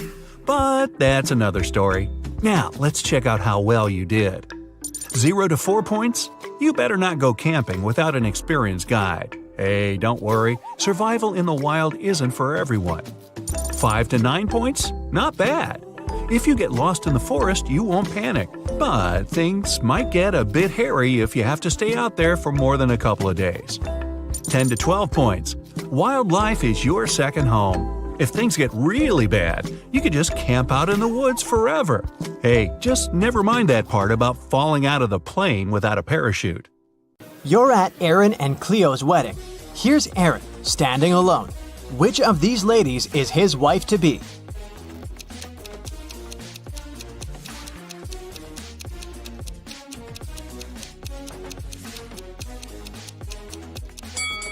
It's this one. Look, there's her name, Cleo, on her bracelet. 3 girls are fighting over a doll. It belongs to one of them, but each of the 3 says it's hers. Who do you think the real owner of the doll is?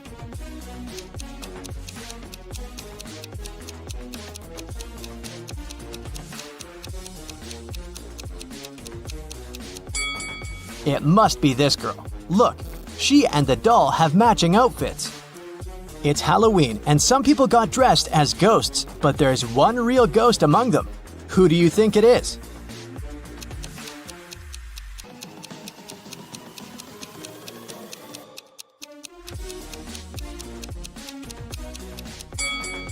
Look, this person doesn't cast a shadow.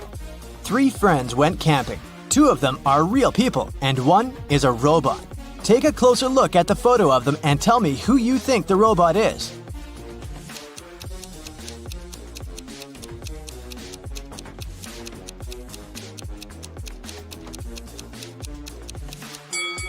It must be this guy. Take a look at the footprints each of them left. This guy's footprints are actually wheel prints, which is not very common for a real human. Amanda and her mom are participating in a game show. It's the final round, and Amanda's task is to figure out which of these 2 women is her mom. Both women are wearing masks, so Amanda cannot see their faces. Can you help her?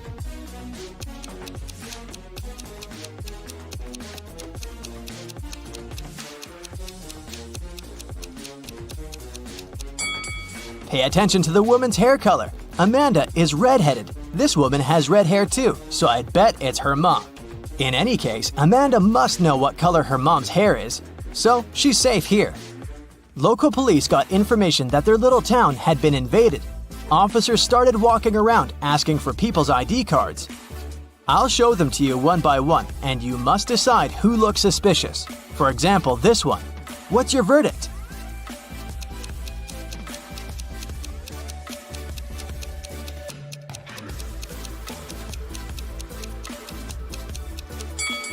Look at this guy's birth year. No, it's definitely not a real ID. Here's another one. What can you say about this lady?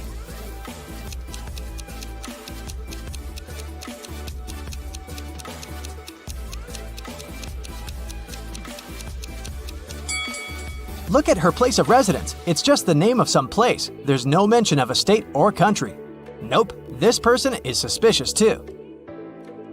The next person is this young lady, and here's her ID card. Do you see anything suspicious?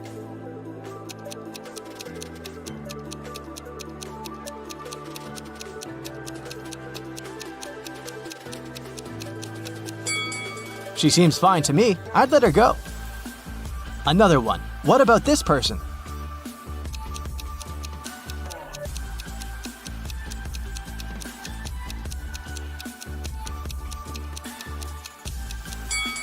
This time, pay attention to this photo. All document photos should have a white background.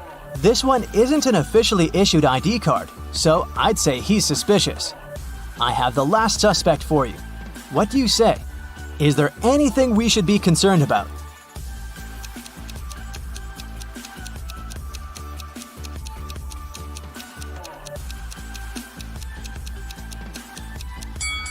No, he's okay. Let him go. A rich lady, Mrs. Reed, was looking for a person to clean her house every week. She invited 3 candidates and asked them why they wanted the job. Amelia said she wanted to earn some money during the summer to travel to another state with her friends. Colton said his mother forced him to do something in the summer so that he didn't play video games all day long.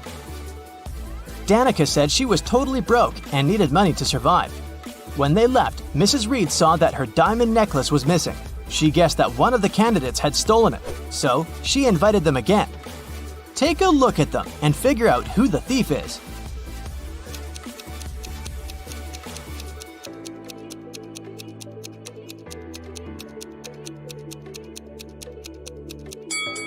It's Danica. She said she was broke. The last time she was there, she was wearing old clothes. But look at her now. She has new clothes, gold earrings, and an iPhone. She must have stolen the necklace and sold it. On a snowy winter day, police got a call that one of the houses in the neighborhood had been robbed. A detective visited people living there, but everyone said that they'd been staying at home because of the weather. Still, the detective understood who was lying. This person became the main suspect. Who is it?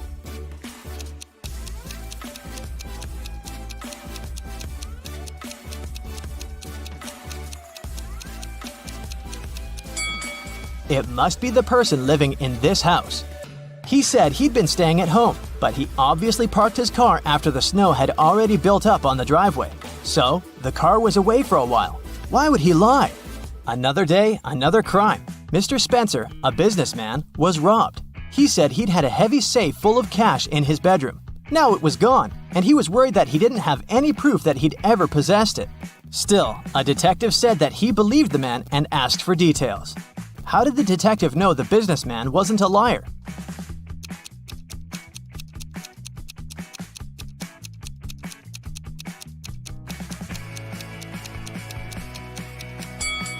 Look, there's dents on the floor. Something really heavy was indeed standing there for a long time.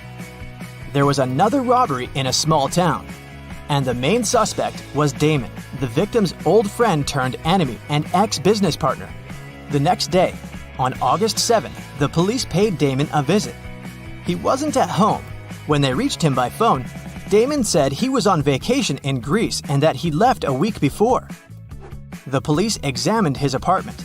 When the detective looked around, he realized Damon had left recently. How did he understand it?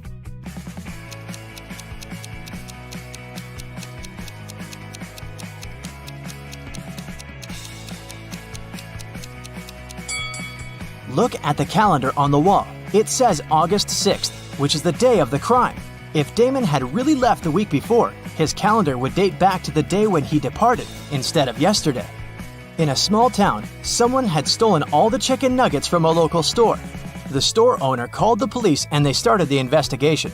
There were 3 suspects. Mr. Jones said that he'd already been at work at that time. Mr. Collins said that his family was vegan, so he wouldn't be interested in chicken nuggets. Mr. Martin said the police had just woken him up. Who's a liar?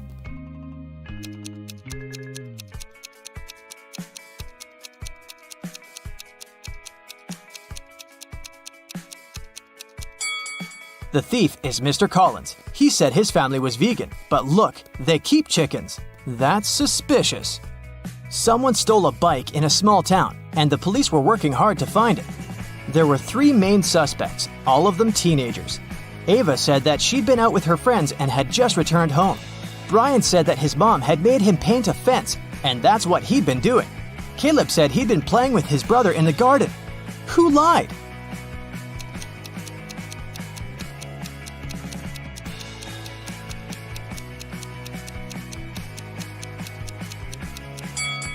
Brian, look, the fence is red, but the grass next to it doesn't have any stains, so the fence isn't likely to be freshly painted. Aiko and Della were sisters. Aiko was broke. She asked Della to lend her some money, but Della refused. Several minutes later, Della went downstairs and Aiko noticed there was a $20 bill on Della's desk, so she took it, with an intention to return it 1 week later. When Della came back and asked where the bill was, Aiko said that a gust of wind had suddenly blown inside and the bill had flown out the window. Della didn't believe her and asked her to give the money back. How did Della realize it was a lie?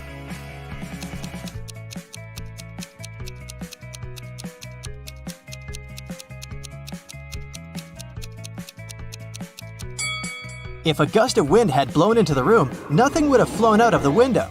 It would have been swept from the table to the floor, but not the other way around.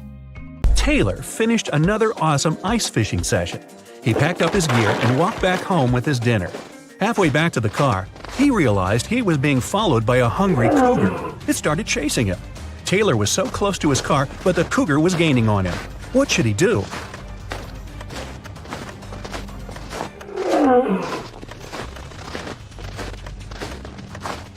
He should fling the fish to the side to distract the cougar, Then he should ditch all his gear. It's just slowing him down.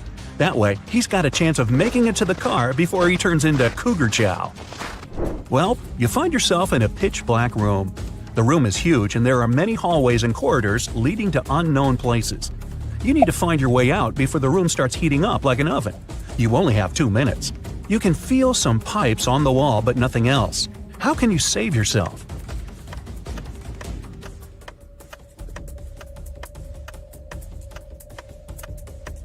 When the pipes start heating up, they'll probably turn red.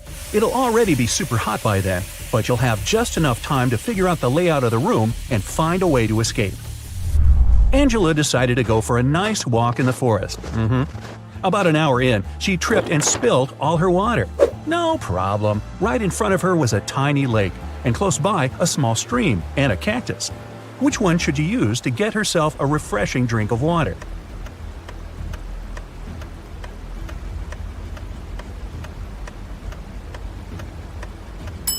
She should head for the stream.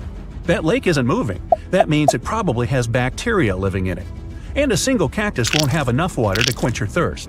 Even though the stream is pretty small, moving water is almost always the safest option. What are those things? Oh, paw prints. Those are bear tracks heading to the forest, a wolf print coming out of the forest, and some elk prints heading toward a lake. Well, what's the best place to go if you're not into the whole being eaten thing? Think fast.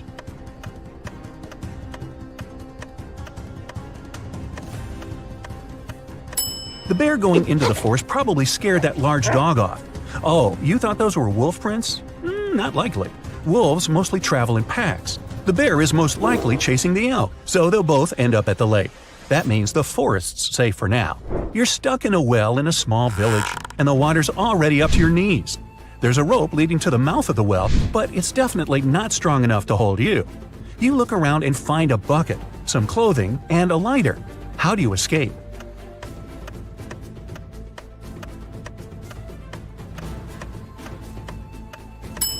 Shove the clothes in the bucket, tie the bucket to the rope, and light the clothes on fire. Then quickly hoist the bucket up. Chances are, in such a small village, someone will see the smoke and run over to help you. Kate finished her morning hike and decided it was time to go home. She saw a vintage Jeep parked by the hiking path. While she was admiring it, a huge grizzly appeared in front of her. The bear didn't seem that interested in her, for now, but that could change any second. There was a large screwdriver on the floor by the Jeep.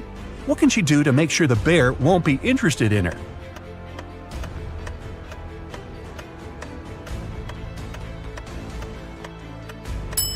She can puncture the gas tank with the screwdriver and douse herself in gasoline. That way, the bear wouldn't be so interested in her scent. Eric was out camping and he needed some light to see in the dark. He reached into his tent, but his flashlight wasn't working for some reason, and his phone only had 10% battery. He looked around and saw a bottle of water, an empty sandwich bag, his hiking boots, and a pillow. What can he do to make more light?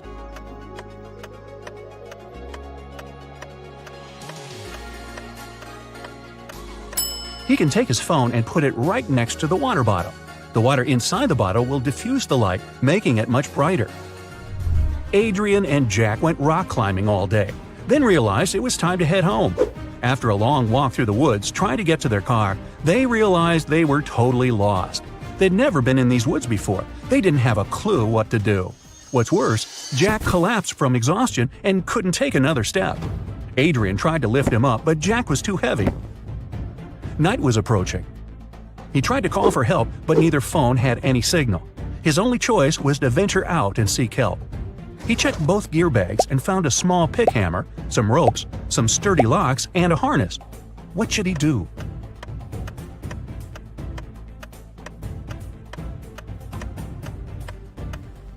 Adrian should put on the harness and tie all the ropes together to make one huge long one. Then he should tie one end to Jack and one end to his harness.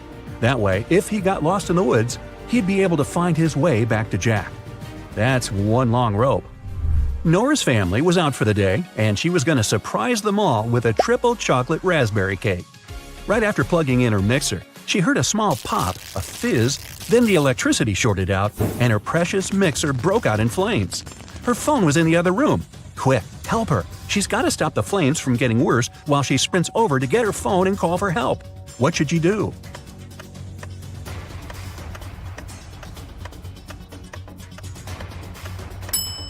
She could take some flour and dump it all over the mixer.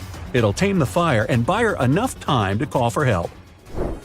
Roy went out for a small walk in the forest right behind his house. He was having a great time, chucking stones at trees and thump. He launched the stone right into a beehive. A swarm of bees flew out and started chasing him. His house was pretty far away by this point, and there were tons of bushes and shrubs in his way. There was a huge open field in front of him with a deep lake in the middle. Where should he go to escape the angry bees?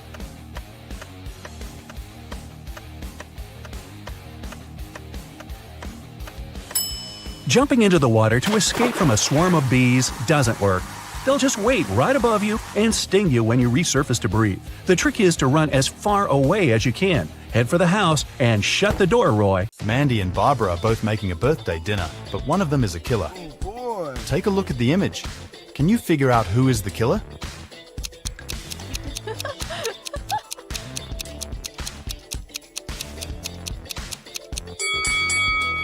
Let's check.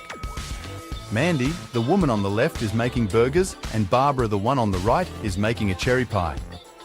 Sure, that jar of cherry jam Barbara has looks suspicious, but there is a stained knife hanging out of Mandy's pocket. Mandy is definitely the culprit. Sarah and David are late for work. They left their house in a hurry to get to the bus station. Take a look at the image. Can you guess which one of them is acting kind of dumb?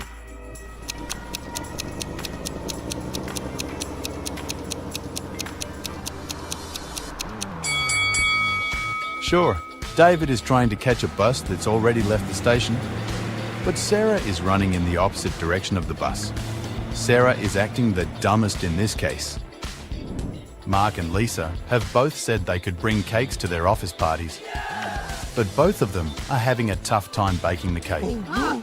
Take a look at the image. Can you figure out who is having a worse time baking?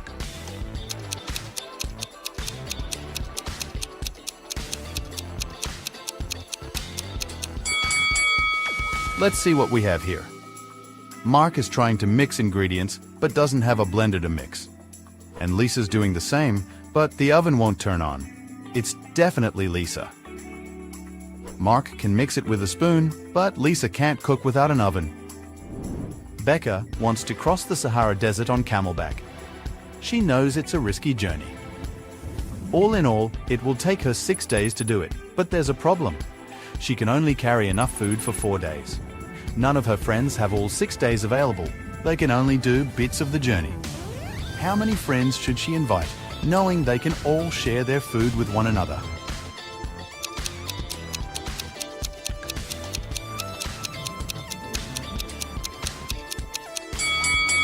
She'll need to invite at least 2 people. Let's say Brendan and Tuck decide they want to tag along. By the end of the first day, they'll have enough food for 9 days. If they ate the equivalent of 3 days of food from Brendan's bag, Brendan would still have 1 day of food left to head back home and not need to cross the desert. Becca and Tuck can continue the crossing with an 8-day food package. At the end of the second day, the total food supply will be reduced to a 6-day package. Now, Tuck will have enough food for 2 days in his package, and he can head back home. This will help Becca to finish the 4 last days by herself. Way to go, Becca! The company decided to have a fun day with its employees. A lucky person would win the latest laptop if they could get out of a tricky maze the fastest way possible. They had to beat their colleagues to it. Tom and Rachel were the only ones who said yes to the challenge, but it looks like they are both having a difficult time. Oh my god! Take a look at the image. What's this? Who is more stupid?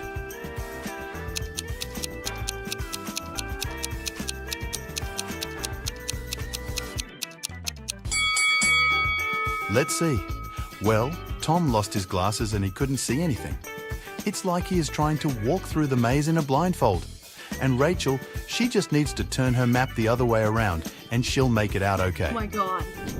On a snowy winter night, a thief broke into a famous singer's house and stole a bag of jewelry. He didn't manage to get too far though, because a police vehicle passed by while he was escaping. The thief buried the bag of jewelry in the snow and hid behind one of the buildings. The singer immediately noticed that they had been robbed and called Detective Summer to help. The detective quickly gathered 2 suspects. Take a look at both of them. Can you tell who the thief is?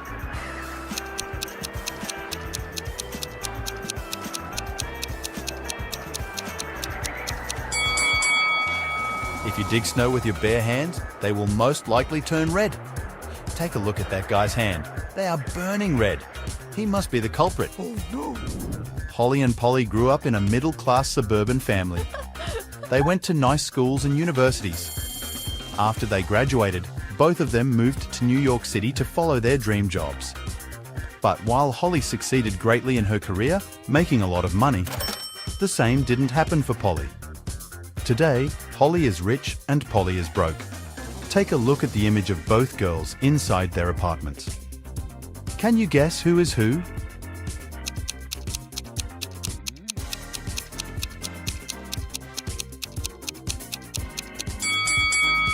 Holly is the one on the left.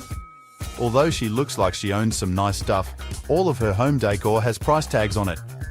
So she's probably planning on returning these items to the store.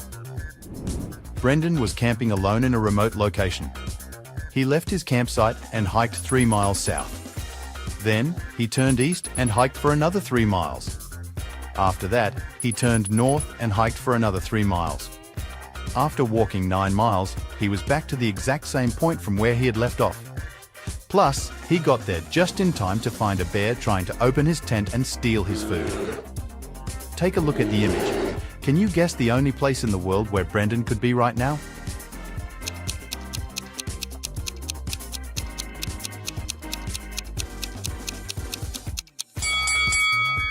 It's the North Pole. That's the only place where you can hike for 3 miles south, east, and north and end up exactly where you left off. Becca and Emily were freshmen in university.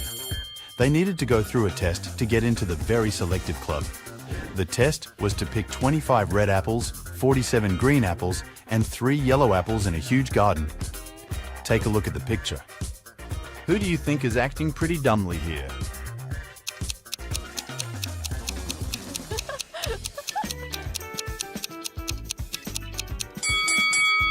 It's Becca. She thinks she's picking apples, but she is picking pears.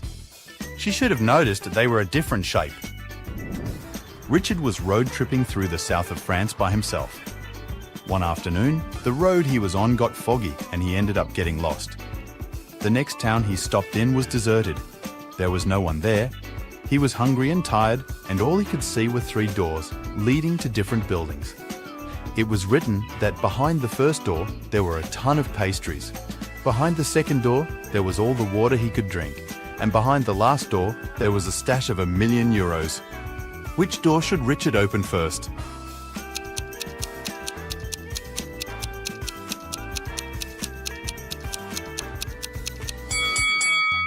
Well, the car door. Duh. Brian went on a movie date with Jane. Yeah! As she walked toward him, he saw a woman snatch Jane's purse and disappear with it into the building of the movie theater. Jane didn't have time to see the woman's face, but she scratched the woman's arm with her long nails. The couple walked into the cinema and immediately spotted Jane's bag. It was on a bench between 2 women. Take a look at the scene. Can you guess who did it?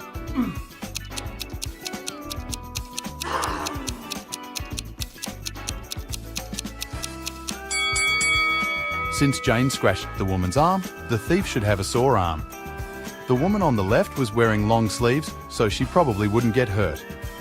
The woman on the right is trying to hide a red scratch mark with her other hand. Yup, it looks like she's the one who did it. 3 people decided to spend their vacations in Antarctica. Bianca had some trouble with the harsh weather, but felt it was worth it in the end. Pablo had a great time photographing the penguins for his social media page, and Helena got to do some fishing while she was there. On the last day of their trip, passing through airport security, one of them got caught trying to take a penguin with them in their backpack. Take a look at the picture. Can you tell who it was?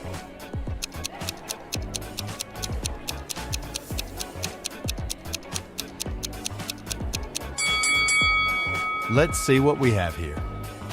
Well, is that a penguin's feet poking out of Helena's backpack? It sure is. Guess she did more than just fishing during her vacation. Yikes.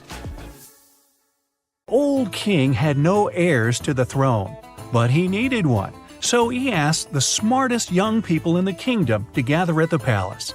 He gave them each an egg. Then he said that whoever took the best care of their egg and could grow a beautiful bird would be the next king or queen.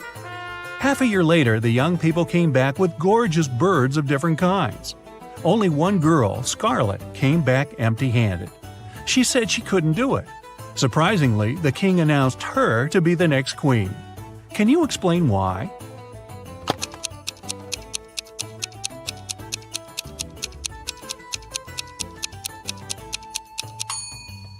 The king gave everybody a simple rock instead of a real egg, which means that no one could possibly grow a bird.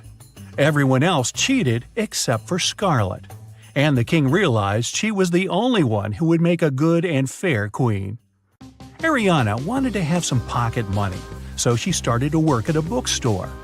At the end of her first day, she noticed that one book of the collection was missing. There was no record of someone buying it, so it must have been stolen. Ariana was an honest girl. She went to the manager and admitted she hadn't noticed the theft. But the manager just laughed and said that nothing was missing. Take another look at the bookshelf and try to figure out why.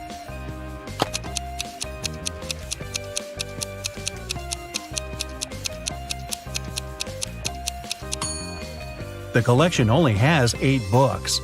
The 9th book is actually book number 6, but it's standing upside down and in the wrong place. Mrs. Miller has 4 daughters, Abby, Beth, Charlie, and Danny. They're identical quadruplets. Once, the woman asked the girl's teacher to let Abby go after the first class. She had an important appointment. The teacher couldn't tell the teenagers apart, and the girls wanted to have some fun. So they gave her a hint. Charlie is somewhere in the middle. Danny is on the left side of Beth and on the right of Abby. Abby is right next to Danny. Can you help the teacher identify all the girls and find out which one is Abby?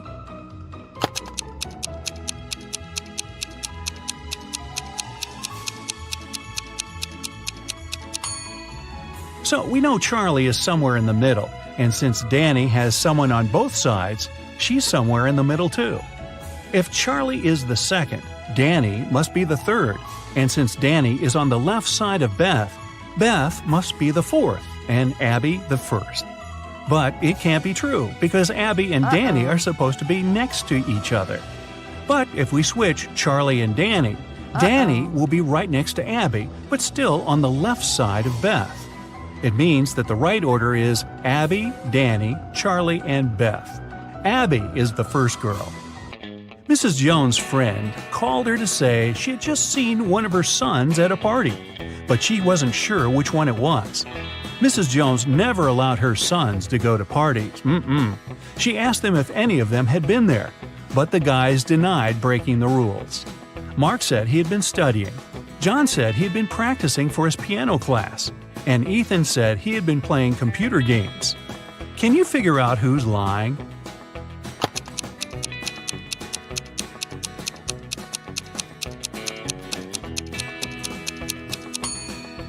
Ethan. Look, he has a lipstick stain on his collar. A company was hiring a new manager. They wanted full commitment, so they didn't want this person to have a family. Ben and Rob came to the interview. Both of them said they weren't fathers and didn't plan to become ones. Rob had a flawless resume, but the company still hired Ben, even though he wasn't as good as Rob. Why?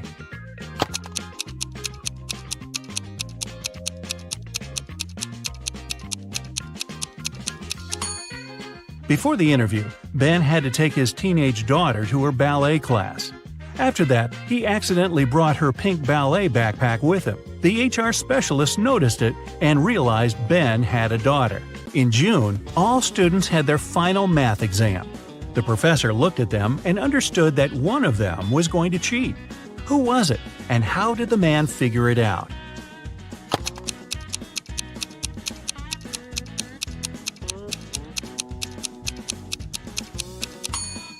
It must be this girl. It's June, and everyone is wearing t-shirts and shorts. But she's put on a sweater and high boots. She must be hiding something. George and Carter are cooking dinner for tonight. Can you see who is doing something wrong?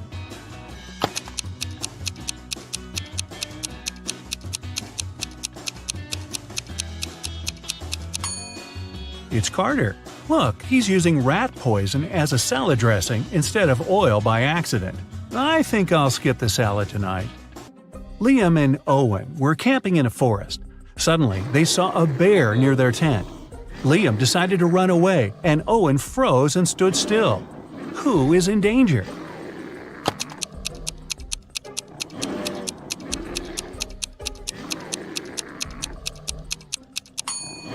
Liam. The bear is likely to start chasing him, and the animal will definitely be faster. If you ever find yourself in such a situation, it's better to keep your cool. Slowly move backward, keeping eye contact. Michelle and Emma were enjoying their time outside when a storm started. Michelle hid in her car that was in the middle of the beach, and Emma just kept swimming away from the shore. Who is not smart?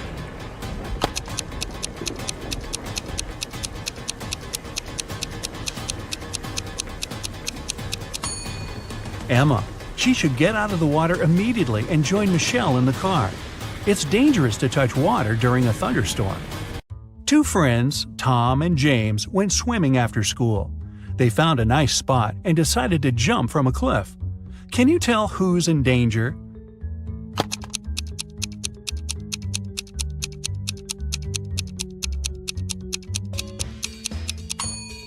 Tom. He should have examined the bottom more thoroughly. There are rocks under the cliff he chose to jump from. Oh boy. Camilla and Rachel were cleaning the house.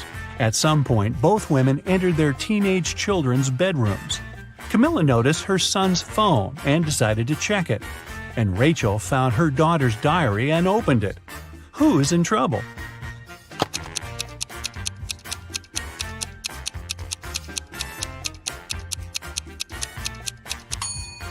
Both mothers aren't doing that great, checking other people's personal things. But Camilla is about to get busted. Her son is about to walk into the room. Elizabeth and Mackenzie are both late for work. They're driving over the speed limit. Who isn't smart?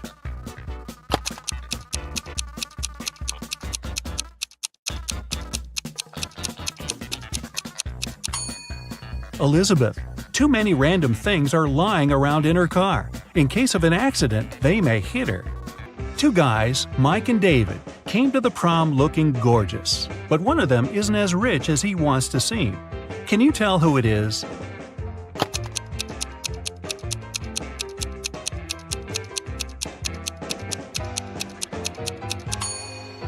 Look at Mike's shoes. They're all dirty. He must have been walking to the prom because he couldn't afford a car. But I'll bet his girlfriend loves him for the great guy he is, not how much money is in his pocket.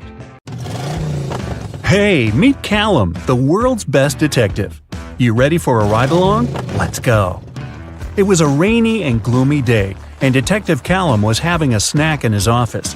Suddenly, a woman burst in and asked for help. She said she had hung her laundry outside to dry, then gone back in the house to watch some TV. When she went back out, her favorite dress was gone. She suspected her neighbor, Jane. She was always jealous of that dress. She even wanted Jane arrested. Detective Callum wasn't impressed. He said she had just made up the whole story. How did he know?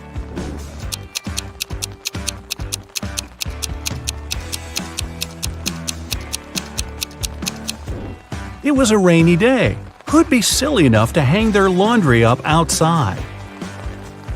There was a speedy thief in town who ran so fast that no one could catch her. After a lucky tip-off, the police saw a woman climb in through a store window. They surrounded the store. Inside were three women. Detective Callum was called in to interrogate them and identify the thief.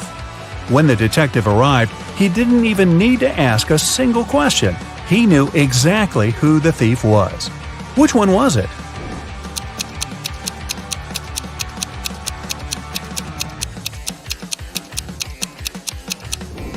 It was the third woman. These two are wearing heels. They wouldn't be able to run in those things. The third woman is wearing sneakers. A downtown bank was robbed. There were two criminals, but police could only catch one of them, Bill. Bill refused to say who his accomplice was, but the police had already rounded up 3 suspects: Harry, George, and Ben. They called up their trusty friend, Detective Callum. The detective only needed 5 seconds to crack the case. I'll give you 7.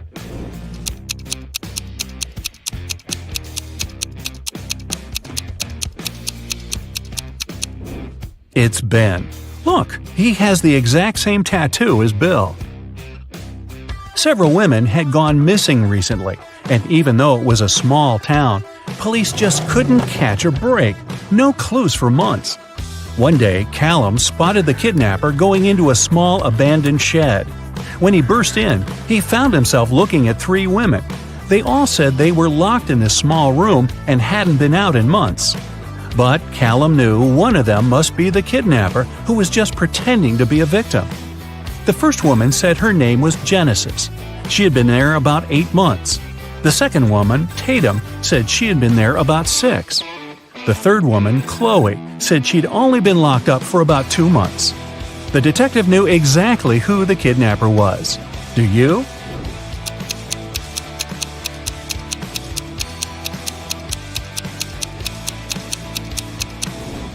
It's Tatum. Look at her nails. She has a fresh manicure. 6 months? Yeah, right. The owner of an ice cream parlor filed a theft report. Someone stole all the money from the register. He was only gone for like 2 minutes. Detective Callum showed up 20 minutes later. There were 3 people inside. Ainsley said she had been talking on the phone with her friend. She hadn't seen anything. Red said he just arrived a couple of minutes ago. Joshua said he wasn't really paying attention. He didn't notice anything. So, can you figure out who's lying? Who stole the money?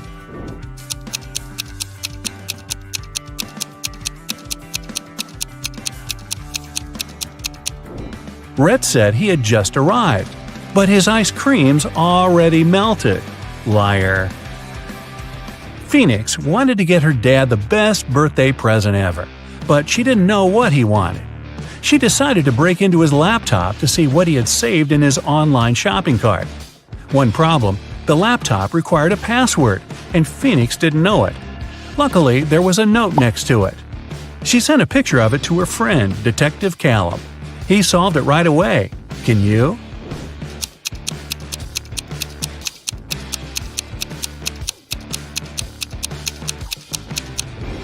The note doesn't make sense because it's upside down.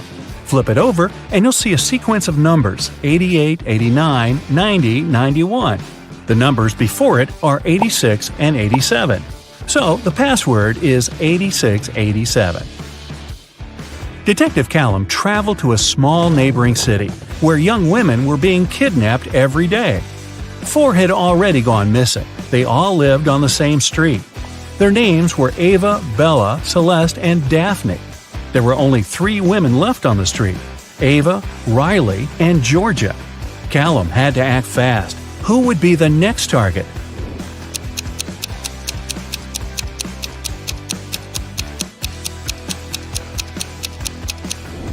The women are getting kidnapped in alphabetical order: A, B, C, D. The next target will be Ava. Mr. Coleman's mansion was robbed while he was on vacation. He immediately called Detective Callum. Everyone who had been to the house got interrogated. Sydney, his sister, said she'd gone to the house a couple of times to find some papers on Mr. Coleman's desk. Samantha, the gardener, said she'd come every week to water the plants. Asher, the cleaner, said he'd come every Friday to clean the house. Callum found all 3 of their fingerprints on Mr. Coleman's desk. He now knew exactly who the robber was. Who?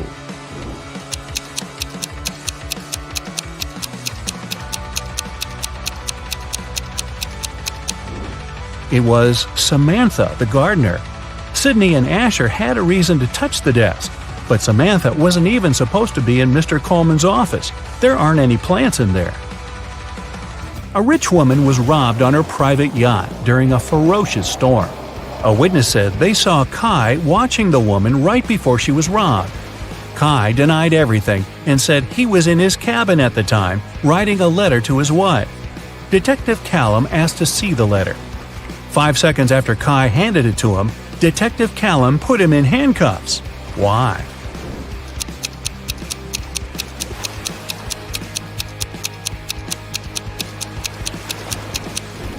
Kai said he wrote the letter during the storm. There's no way his writing could be this neat when the entire yacht was swaying around like crazy. Logan, a young businessman, was poisoned in his house. Detective Callum was on the scene. Pretty soon he had 3 suspects. Logan's girlfriend, Michaela. She said she hadn't seen him that day because she was busy at work. Next, there was his business partner, Rob. Rob said they'd had an argument and they both got pretty angry, but he hadn't poisoned Logan. The last suspect was Blair, the driver. She said she wouldn't know how to poison someone even if she wanted to. Who should Detective Callum arrest?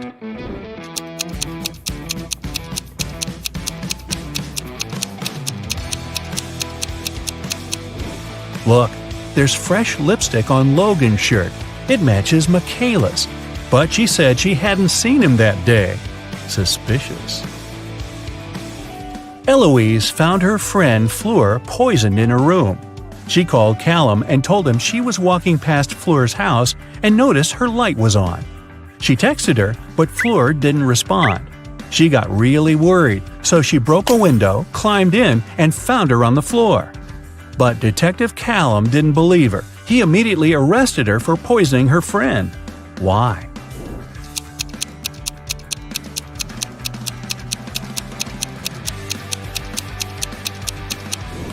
Eloise said she broke a window to get in. If that was true, the broken glass should be inside the room, but it wasn't. Eloise had to cover her tracks, so she broke the glass later from the inside. A college student was robbed during a flag presentation. Detective Callum arrived to investigate the case and interrogated several suspects. Kennedy said that she was in the bathroom at the time. Gavin said he'd noticed that the Japanese flag was hanging upside down, so he'd gone over to fix it.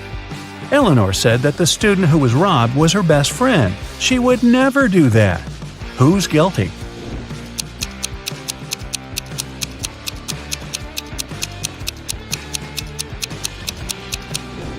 It's Gavin. He said that the Japanese flag was hanging upside down, but that flag looks the same either way. He's lying.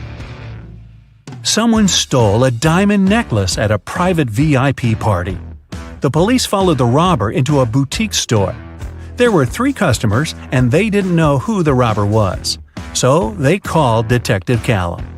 Adele said she'd never even been to a VIP party. Those things are for wealthy and famous people. Joseph said he'd never even heard about the party. Florence said she'd been in the shop for the last half hour, trying to find that perfect accessory.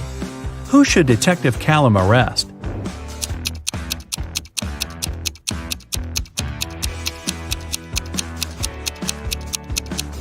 Adele. She's wearing a gold bracelet and earrings. Seems like she was just at a pretty fancy event. Maybe a VIP party? Detective Callum got word that some outer space species had landed on Earth. He had a special mission to spot the aliens and report the information. He walked into a cafe. Aha! I spotted one. Who did he suspect?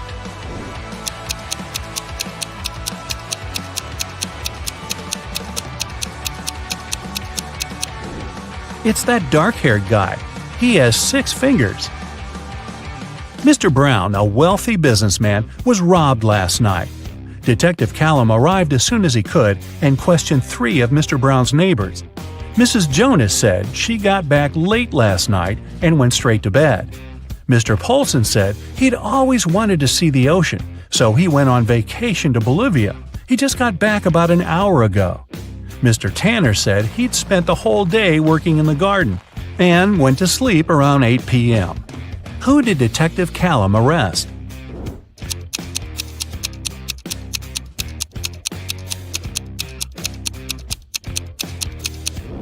Mr. Paulson.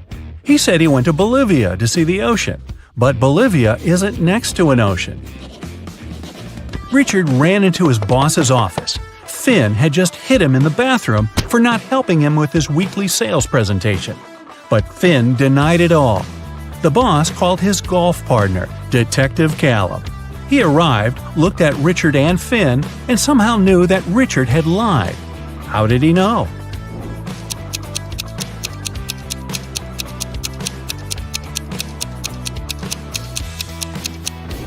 Richard's bruise is on the right side of his face. Finn is eating a sandwich and holding it in his right hand. He's right-handed. If Finn had really hit Richard, the bruise would be on the left side of his face. Getting hungry and want to boil a 2-minute egg. If you only have a 3-minute hourglass timer, a 4-minute hourglass timer, and a 5-minute hourglass timer, how can you boil the egg for only 2 minutes?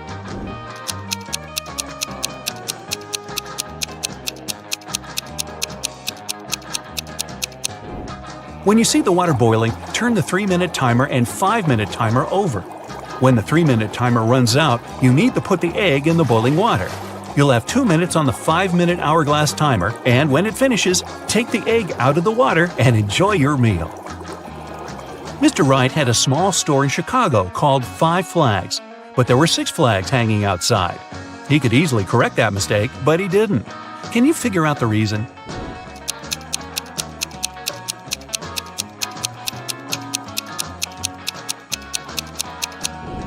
At first, it was just a mistake, but later Mr. Wright noticed that people would often come to his store to tell about that problem, which increased his sales.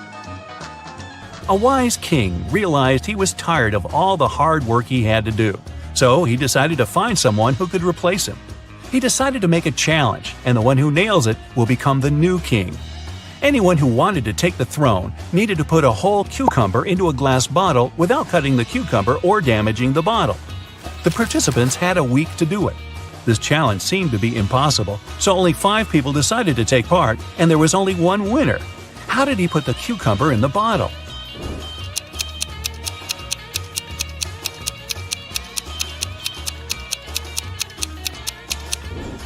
He placed a baby cucumber still on its stem into the bottle. Cucumbers grow rather fast, so he had enough time to win that competition. If it's raining at midnight, can you expect that in 72 hours it'll be sunny?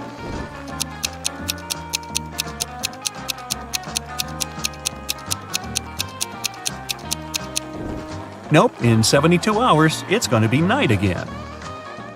You see a bathtub filled with water. You have a spoon, a cup, and a bucket. Which will you choose to empty the bathtub?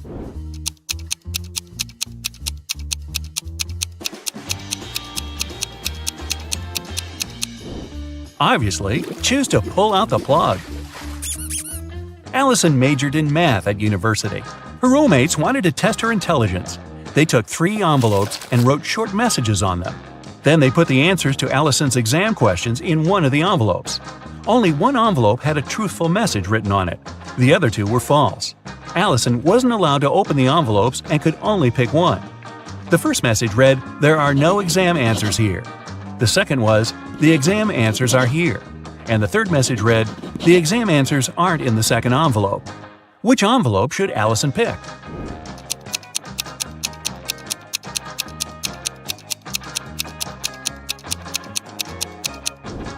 The third one. It tells the truth, which means the exam answers are in the first envelope.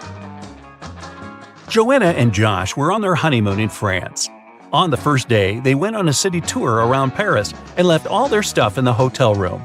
When they came back, someone was standing outside their door trying to get in. The couple called the receptionist right away, but the man claimed Joanna and Josh owed him some money for the tours they had taken in the past 4 days. The receptionist knew the man was lying right away. How did he figure it out?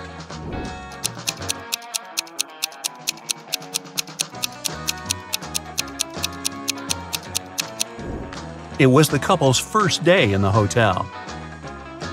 Russell and Anna were on vacation. One day, Anna told Russell she couldn't go to the beach with him because she was feeling unwell. When Russell came back to the room to grab his phone, Anna was gone. He found her by the pool and asked, "Are you here alone?" She nodded. but Russell immediately realized she was lying. How?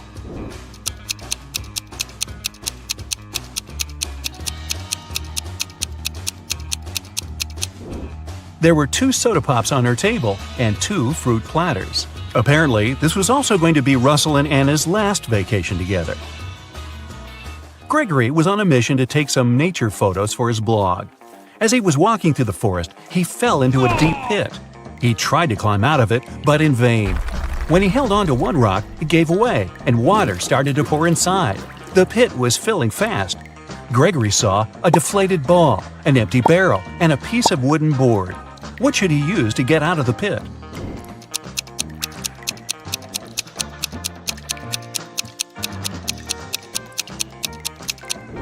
Well, the deflated ball is too small and has a slit in its side.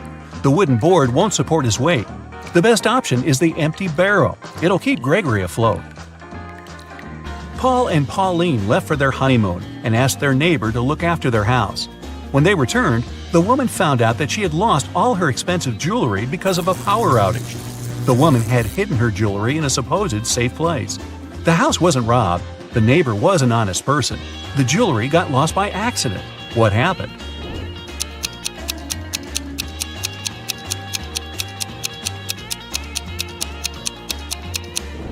The wife had hid her jewelry in the freezer in a bag with frozen food.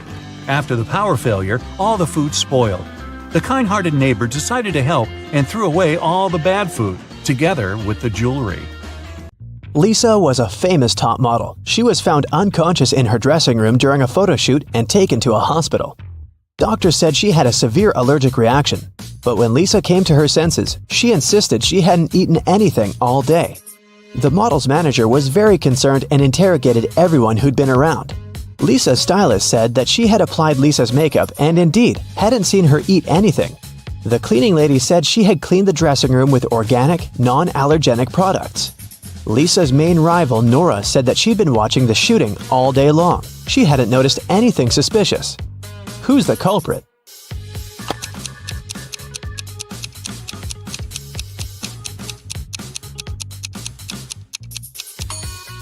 It was the stylist. Lipstick was the only thing Lisa could have swallowed that day. In the middle of the night, Dennis woke up because of a loud crash. One of the kids must have been out, but they know they aren't allowed to leave at night. The man went to check on the children. All 3 of them, Catherine, Ruth, and Larry, seemed to be sleeping peacefully. Look at the kids and try to figure out who sneaked out of the house.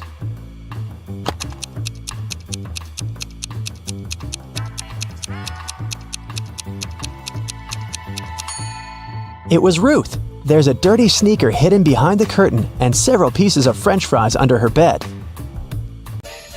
Brenda was traveling by train. It was scorching hot in the carriage. The girl took off her gold bracelet decorated with diamonds and put it on the table in front of her. Several minutes later, the train entered a tunnel, and it got pitch dark. When the tunnel was left behind, there was no bracelet on the table. Brenda was shocked. "Someone's taken my bracelet!" There were just 3 other people in the compartment. Helen said she'd been sleeping. Rachel was reading a book on her phone, and Gregory had gone to the bathroom even before the train entered the tunnel. Who took the bracelet?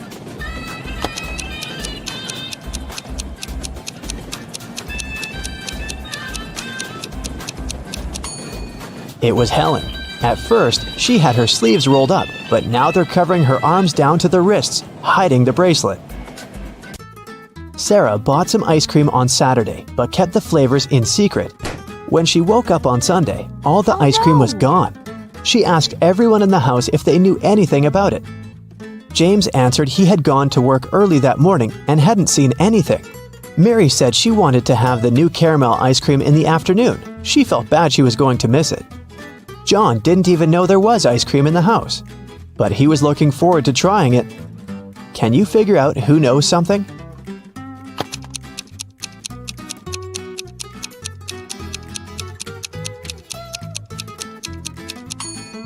It's Mary. The ice cream flavors were a secret.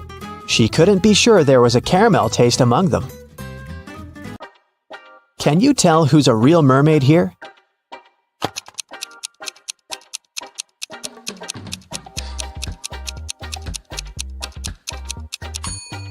The second one is a guy, so he definitely isn't a mermaid. The girl on the right is chilling in the sun and she's out of the water. Mermaids wouldn't do that because they dry out in the sun. So the real mermaid must be the one on the left. There were some thefts at the supermarket. There were 3 cases in total, in January, April, and June. The security camera recorded these videos. The security officer tried to have a closer look and suddenly noticed one detail. After that, the identity of the thief became clear. What did he notice?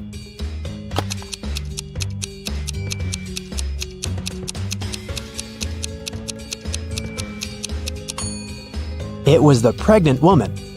The attentive security officer noticed that in January, she looked about 6 to 7 months pregnant. In June, she looked the same. Seems like it's the mysterious case of the baby bump that was really a canned ham. One day, a thief decided to rob the local bank. He came up with a brilliant plan to dress up as one of the bank tellers and try to sneak into the vault. As he was approaching the vault, he saw a security guard standing right in front of the door. The robber hadn't anticipated this, so he hid and watched the guard carefully when one of the actual bank tellers walked up to the door.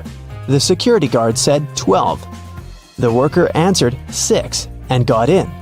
Then another teller came up to the vault. When the security guard said 6, the person answered 3 and was granted access. The thief nonchalantly walked up to the security guard when the guard said 10. The robber confidently answered 5. He was arrested immediately. So why was the thief's answer wrong, and what could he have answered instead?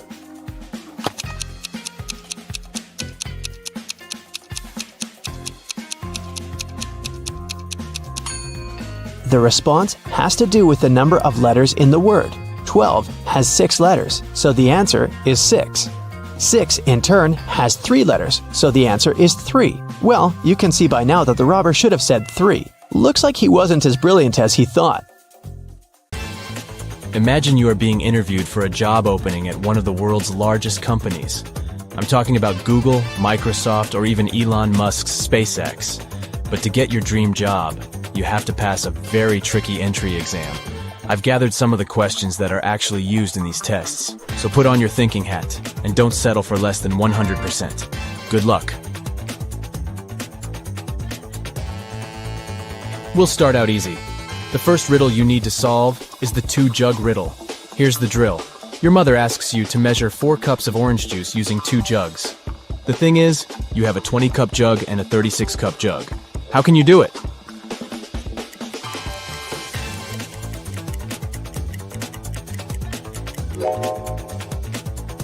You need to start by pouring the orange juice into the smaller jug. Then, pour all the juice from that jug into the 36-cup jug. This way, the empty space from the big jug would give you 16 cups. After doing that, you can fill the 20-cup jug using more fresh juice and pour that liquid into the 36-cup jug. This way, you'll fill the entire 36-cup jug. And what is left in the smaller jug is the 4 cups of juice your mom asked for. Clever, huh? Moving on to the second round. Say your room has 3 switches, and one of these switches is for the fan in the room next door. You cannot see whether the fan is on or off unless you come out of your room. Got that?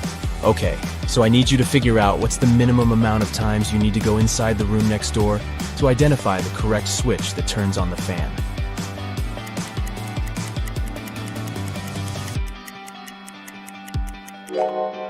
This is a little bit tricky, but here's the solution. The minimum amount of times you can go inside the room next door and still figure out the answer is 1. Imagine you turned on the first switch in your bedroom and left it on for a bit. As soon as you turn it off, you quickly turn on the second switch and run to the room next door. If the fan is rotating slowly and is about to stop, that means that the first switch is the one that controls the fan. If the fan is running, then the second switch is the correct one.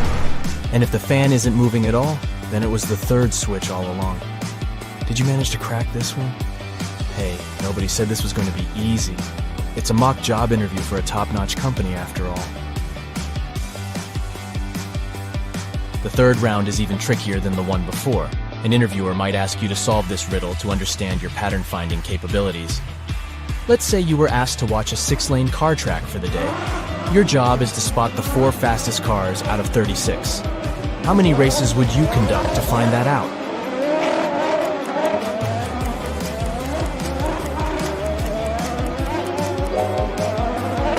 Here's what you could do. Conduct 6 different car races, grouping 6 cars per race.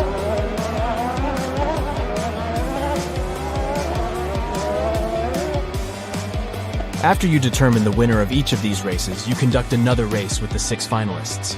The winner of this race will be determined as the fastest vehicle of all. Then just place the 2nd, 3rd, and 4th cars according to how they performed in the last race. By the end of 7 races, you'll have figured out the 4 fastest cars out of 36. Good for you if you figured this one out.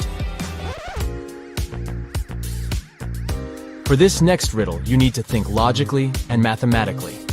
A queen needs to hire a worker for 7 days to do a job for her. The queen pays in gold bars, but she must pay the worker every day at the end of his shift. If the queen is only able to make a maximum of 2 cuts in the gold bar, how can she pay the worker the correct amount of 1/7 of the gold bar at the end of each shift?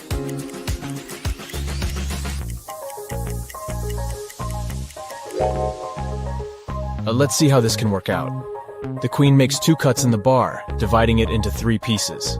The first piece is 1/7 of the bar, the second piece is 2/7 of the bar, and the third one is 4/7 of the bar. After the first day of work, the queen gives the worker 1/7 of the bar as payment. On the next day, she gives him 2/7 of the bar, and asks for the 1/7 piece in return. At the end of the third day, she gives the worker the smallest piece again. This way, he has a total of 3/7 of the gold bar on his hands. Then, after the 4th day, the queen takes away the first 2 pieces and gives the man 4/7 of the bar. At the end of day 5, she gives the worker 1/7 of the bar again. And at the end of day 6, she gives the worker 2/7 of the bar and gets the 1/7 piece back. On day 7, she pays him with the final 1/7 piece, and the deal is completed. Ready for the last round of the first level? If you've answered everything correctly so far, I dare to say you are a part of a very special group of people. Good luck with this next one. It will determine whether you'll move on to the second level. 2 buses are driving toward each other at a speed of 40 miles per hour. They're separated by a distance of 40 miles. A bird is flying to and fro, landing on bus 1 and then on bus 2 at a speed of 50 miles per hour. By the time the buses come across each other, how many miles will the little bird have flown?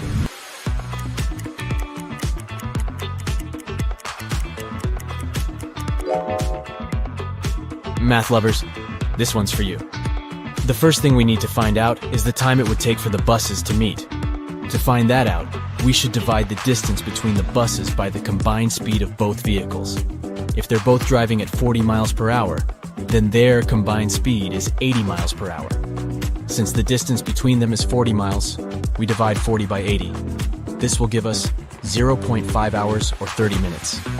To figure out the total distance traveled by the bird, we multiply the speed of the bird by the time it will take the buses to meet. And this would give us 50 times 0.5, so the correct answer is 25 miles. Phew, I'm tired just thinking of that little bird flying all those miles. Hey, if you've aced this test so far, congratulations. You've just unlocked level 2. The riddles will get more and more difficult, so keep your mind sharp. A tortoise is currently at the bottom of a 210 feet hill and is trying to reach the top. Every hour, the tortoise climbs 15 feet and slips down 1 foot. How long will it take the tortoise to reach the top of the hill?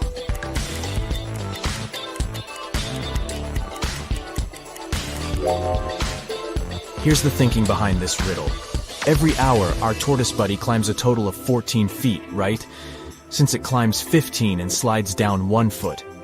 According to this, it will take the tortoise 15 hours to get to the top of that cliff, since 15 multiplied by 14 equals 210. This wasn't too bad, huh? Questions such as these ones allow interviewers to test your problem-solving abilities regarding numbers. You know, if you want to work at a space company, you should probably be very, and I mean very, good with numbers. This next riddle is one of Elon Musk's personal favorites. It's short, yet complicated. If anyone here dreams of becoming an employee at SpaceX, you better get this one right. Imagine you're standing on the surface of Earth. You walk 1 mile south, 1 mile west, and 1 mile north. You end up exactly where you started. Where are you?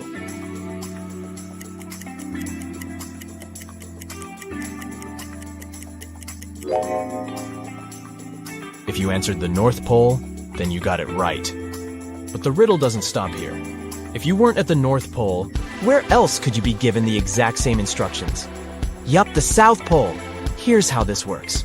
This riddle presumes that the world is a perfect sphere. And if that were the case, the only place where you could walk 1 mile south, west, and north, and end up in the same place is at one of the poles. Got it?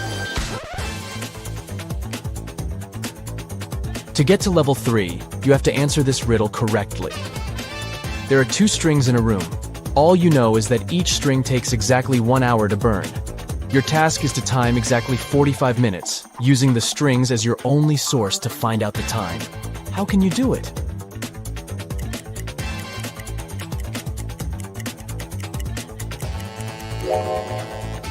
Here's how it goes. You should light both ends of the first string and one end of the second string. In 30 minutes, the first string would have burnt completely because it's burning twice as fast with both ends on fire. Then, you should light the second end of the second string. The second string would still have 30 minutes left to burn, but by lighting its other end, the rope will burn twice as fast, aka in 15 minutes. Voila! You've timed 45 minutes without the help of any clock whatsoever. Hey, smarty pants! You've just made it to level 3. If I were the interviewer, I would probably give you the job already. But just for the sake of it, be sure to answer everything correctly, okay? These final questions are way more job specific. As all questions in this video, they were used in real job interviews. So we're basically training you to ace your interviews. For example, if you were applying for a position at JP Morgan, this is the type of question you would have to answer. How many streetlights are there in New York City? Can you figure out the number before the time runs out?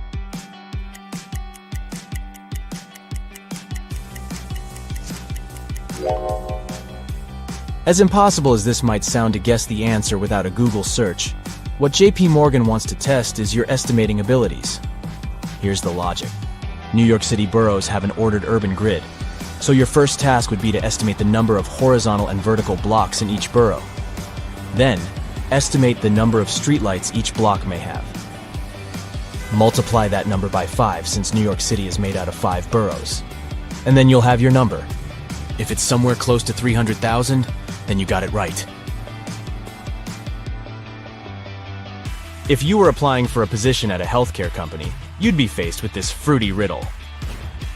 An apple costs 40 cents, a banana costs 60 cents, and a grapefruit costs 80 cents. How much does a pear cost?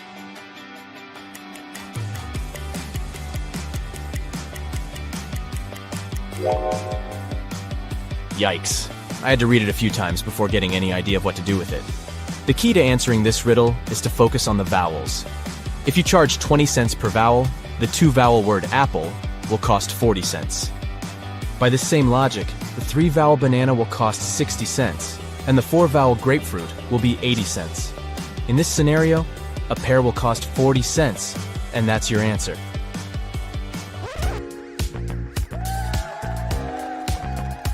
You've made it to the end of this test. Check your armpits. If you're sweating, that probably means you've done a very good job. To finish off, here's an interesting question a tech company asks their interviewees. How would you describe the internet to someone who has just woken up from a 30-year coma?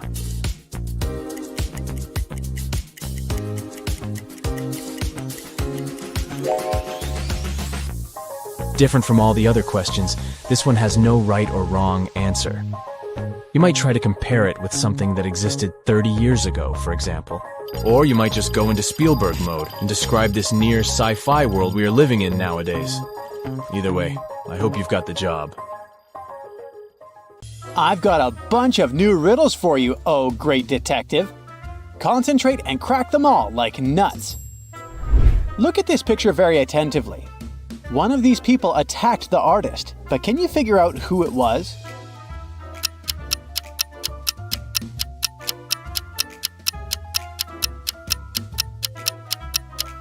The artist started writing the letter K and then another letter. but he didn't have time to finish it. It seems to be an I, so the culprit could be Kitty. But at the same time, it also looks as if the artist simply didn't have time to finish the letter L, which is another letter that can be confused with I. So, if the injured man tried to write the lower part of the letter L but didn't have enough time to finish it, it could easily be Claude, who attacked him. What do you think? Was it Claude or Kitty? Write your answer in the comments. These people seem to be rather strange, but only one of them is a real vampire. Who is it?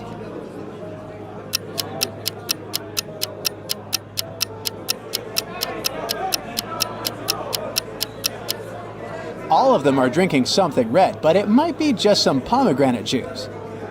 The girl on the left has a blood red streak next to her mouth, but it might just be smudged lipstick. The man has weird teeth, but they could be artificial. As for the woman on the right, she must be the vampire. Have you noticed that she doesn't have a reflection in the mirror? This couple is about to get married. What a happy event! But not everything is rainbows and butterflies here.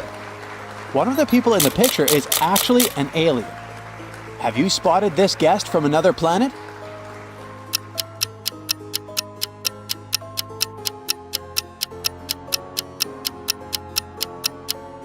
It's the bride herself. Look, she's got 3 arms. Continuing with the topic of extraterrestrial visitors, you need to find an alien among these athletes.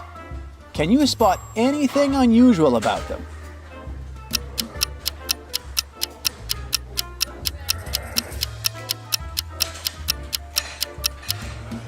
The guy on the left must be an alien. He's got 2 left hands. Yikes.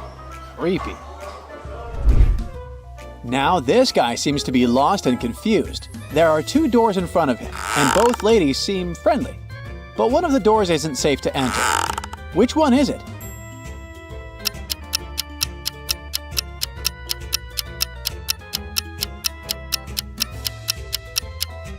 It's the door on the left. This glamorous lady is offering the guy a ride, but do you see that strange decor in her apartment? Especially the skull? At the same time, the second woman looks quite disheveled. But despite her messy appearance, offering food might just be a kind gesture. In any case, a ride with a stranger holds more risk than a simple hamburger. Look at these bathrooms very attentively. Your task is to figure out which of them belongs to a zombie.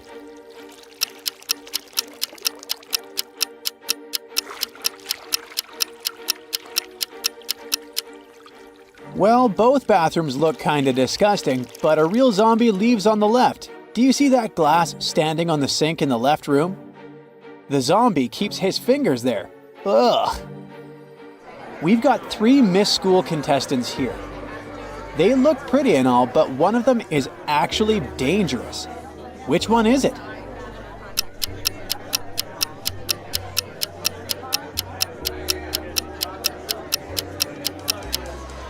It's the girl in the pink dress. There's blood on her crown. Another day, another monster. Look at these people attentively and try to figure out which of them is a werewolf.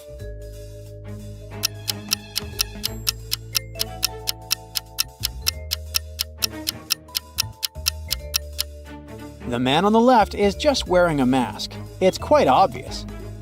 The lady in the middle might have had some kind of an accident, hence the bizarre blue spots on her body. But the man on the right is literally covered with fur, which he is trying to hide with his clothes, but his true nature can still be spotted. A crazy scientist captured Mark and locked him in his lab to use the guy for his experiments. Luckily, the guy managed to get out of the lab, taking along 3 pills. Each of them worked for 10 seconds. The green pill could provide him with regeneration abilities. The red pill could allow him to become invisible. And the blue pill provided him with the ability to fly. To get out of there, Mark had to pass through 3 rooms. One was guarded by a vampire, the second one was protected by a werewolf, and the third one hosted a maniac with a chainsaw. Which pill should Mark take to pass through each room?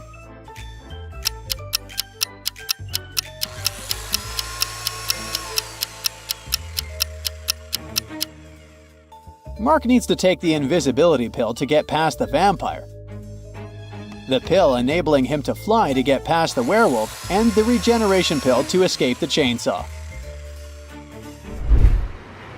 Simon was stuck at a gas station 50 miles away from the city.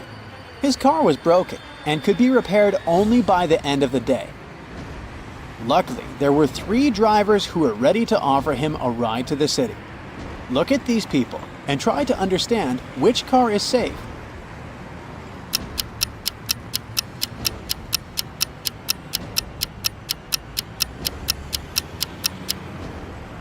The driver in the red car is actually a criminal. The police have been looking for the vehicle he's driving. It must have been stolen. The man in the yellow car must be a criminal too, since he is depicted on the wanted poster on the wall. Only that granny in the blue car is safe to ride with. Maria Walker, a rich businesswoman, collected ancient pieces of art. One day, she managed to buy a priceless Chinese figurine. Maria locked it in a safe in her office and went home. But the next morning, the figurine was gone. Police have 3 suspects, all of them Miss Walker's subordinates. The detective asked each of them if they'd taken the figurine from the safe. Beverly said she hadn't been to the office since Monday. Ralph said that he didn't even know how to open safes and wasn't interested in Chinese art. And Vincent admitted that he'd been to Miss Walker's office after her departure, but he only took some documents he needed. Have you understood who the thief was?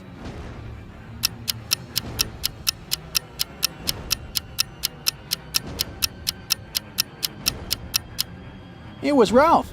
Otherwise, how would he know the figurine was Chinese? Mary was a college teacher. It was the beginning of a new school year and 3 new students joined the class. When Mary saw them, she immediately realized something was off about one of them. What did she notice?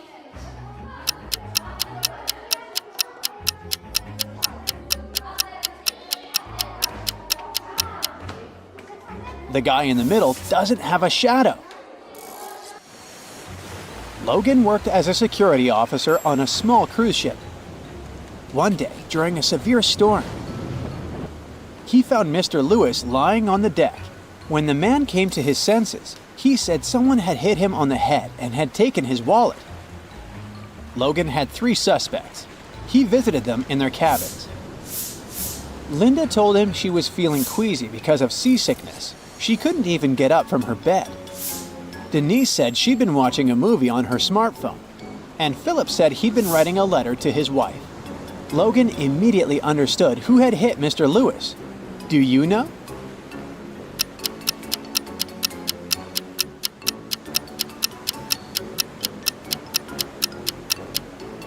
It was Philip. Look at his letter. The handwriting is immaculate. But it's impossible to write so accurately during a storm. Look at these elderly ladies. Both of them have gone out for a walk. At first glance, they seem totally normal. But one of them is actually planning something bad. Can you figure out which granny it is?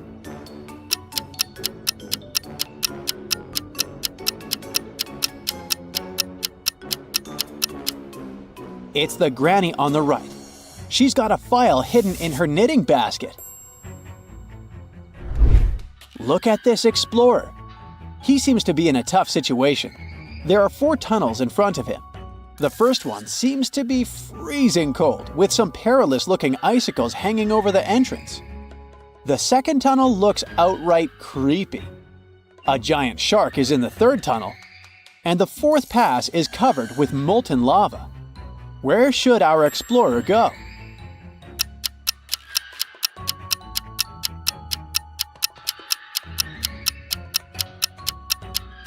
He should opt for the first tunnel. Have you noticed a rather well-trodden track there? So this way can't be too dangerous. Kenneth was hungry. He found a nice diner that served burgers and bought one. After a waiter brought him his order, Kenneth went to the bathroom to wash his hands. But when he came back, his burger was gone. The guy looked around the diner and understood who had taken his lunch. Can you figure it out?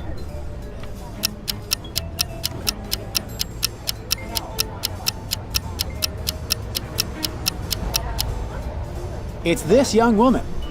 A dog is sitting at her feet and sniffing the air. If she was just drinking coffee, which is what she's pretending to do, the dog wouldn't be so interested in her. Well, welcome to our Find the Odd One Out challenge with 5 difficulty levels, ending with a near impossible genius level round. First up, we have 10 easy challenges. Are you ready? Okay, spot the different banana emoji here.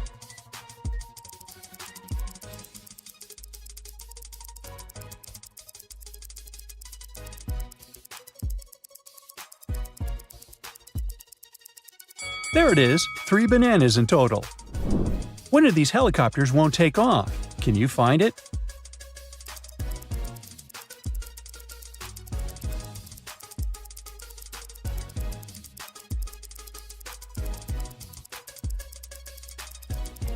Of course, it won't take off. It's a fish. Can you locate the single kiwi hiding among these sweets?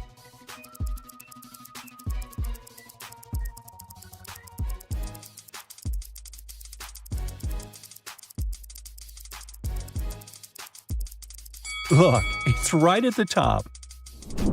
Can you find the one donut that's not like the others?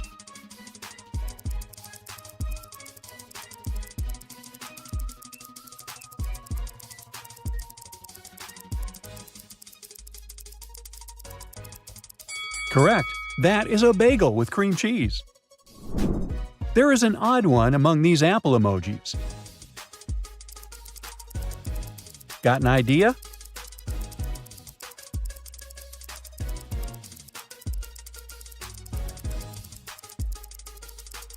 Oops, here is a sneaky peach.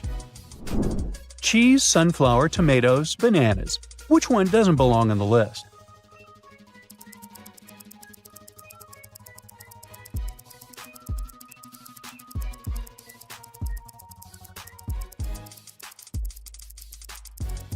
The tomatoes. The rest of them are yellow. Can you pick out the unique pineapple?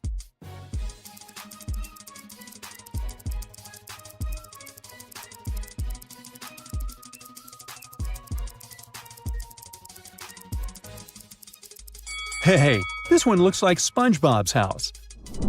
Which of these superheroes is actually a villain?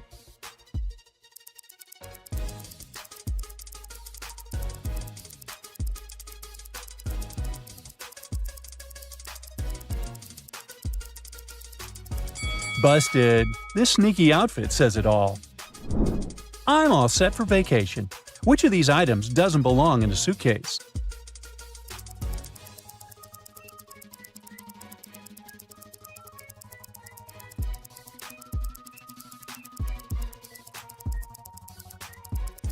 The frying pan. It's great for cooking, but not for vacationing. There is a vegetarian pizza hidden in the middle of all that pepperoni. But where?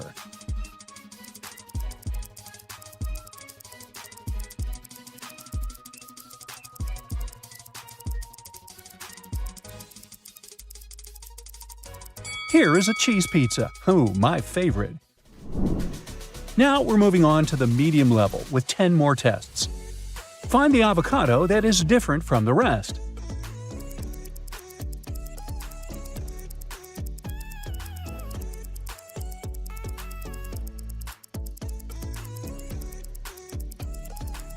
Uh-oh, this one is missing its pit. So many cherries, but did you spot the odd one hidden among them? This one is a real challenge.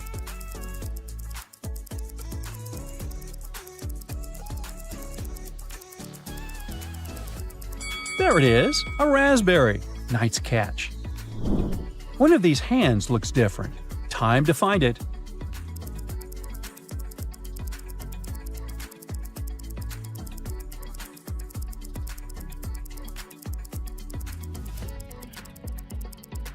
Watch out, this one is telling you to stop. Can you identify the odd cherry emoji?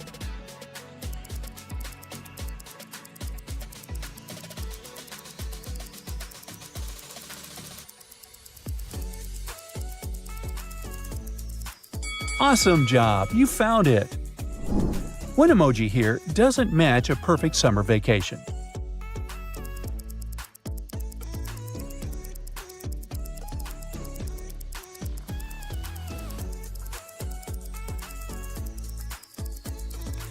What is this pine tree doing here? It is not the holiday season yet. Which emoji doesn't belong to this sequence? The clock is ticking.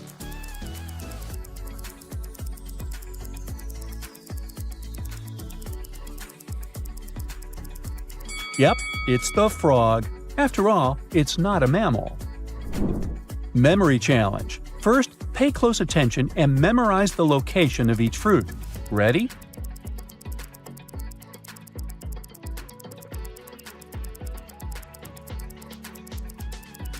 Time's up. Can you recall which number the banana was on?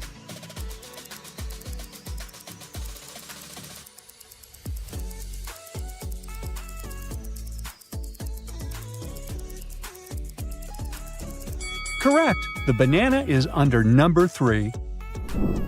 One of these animals doesn't quite fit in. Can you spot it?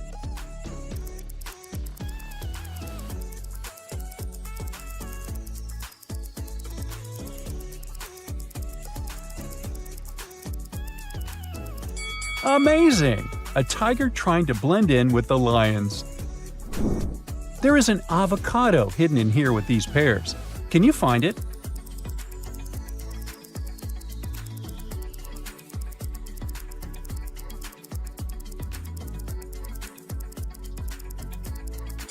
Look closely, it's hiding in the corner. Pencil, pen, marker, calculator. Which one doesn't belong?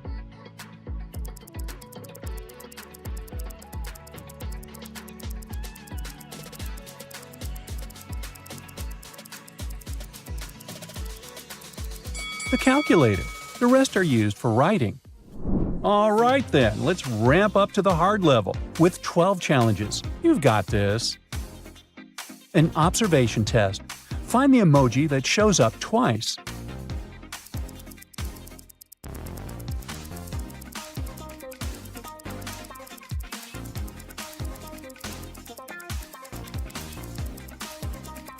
Well done! It's the kiwi emoji.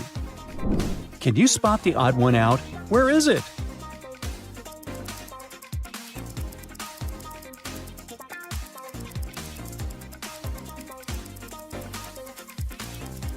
Pay close attention. That person is still in bed. Time to wake up. It is time to spot the odd watermelon emoji.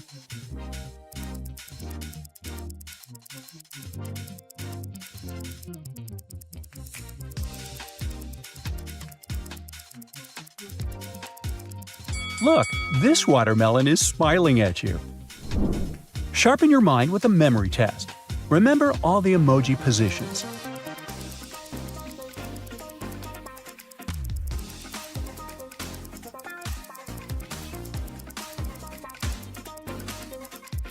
Now, tell me, where is the orange?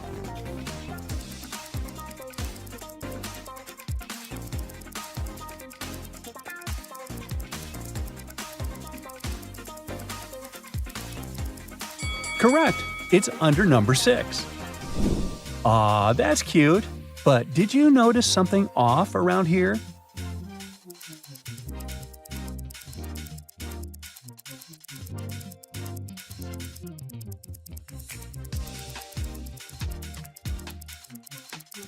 This little guy doesn't want to leave his shell. Rubik's Cube, soccer ball, dice, gift box. Which one is the odd one?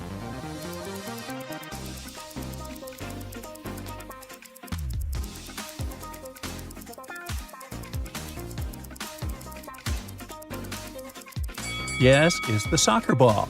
The rest are shaped like cubes. One of these cookies doesn't seem to taste as good. Can you spot it?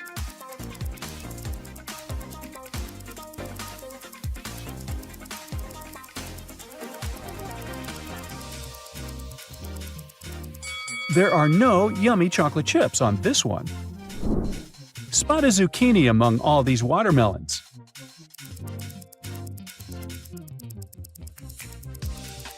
Not easy.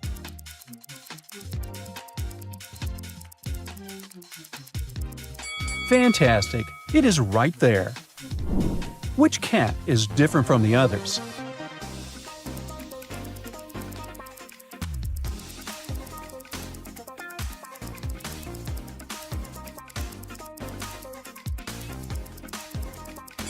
Found it! Meow! Spot the different pomegranate emoji.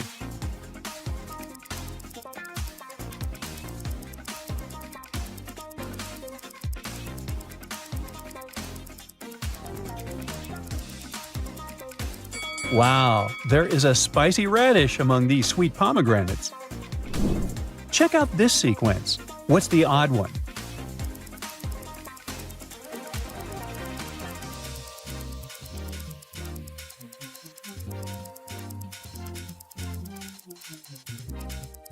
Bingo! The sun is the only one without clouds. One imposter tree doesn't belong to this forest. Can you find it?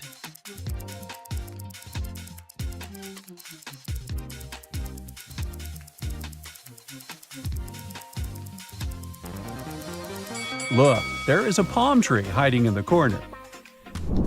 All right, let's dive into the extremely hard level. 12 challenges to go. Can you spot the odd blueberry emoji?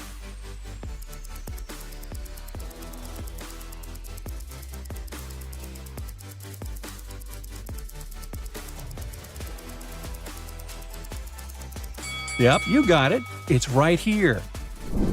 Memory test with a twist. Pay attention to where each emoji is located.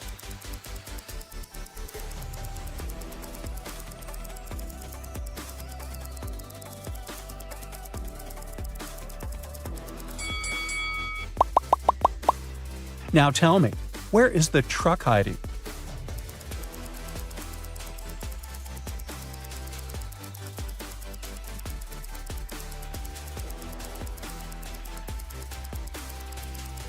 That's correct.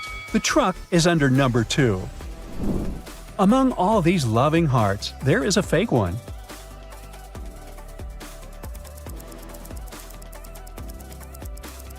Look carefully.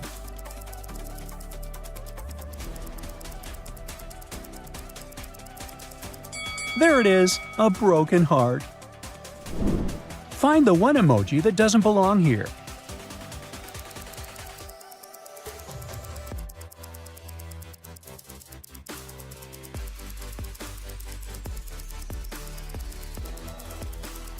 Yay! This 4-leaf clover might just bring you some luck. Can you find a baseball that is different from the others?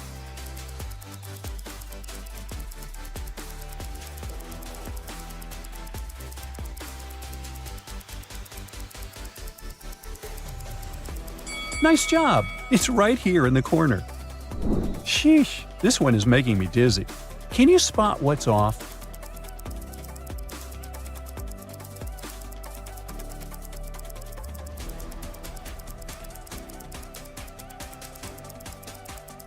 Right, this emoji's colors are flipped.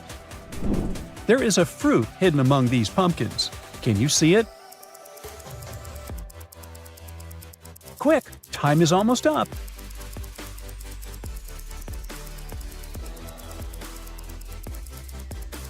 Correct, it's a juicy melon.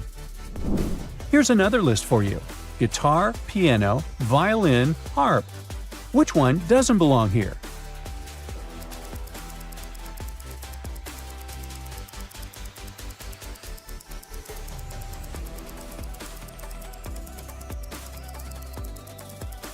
It's the piano. The rest are string instruments.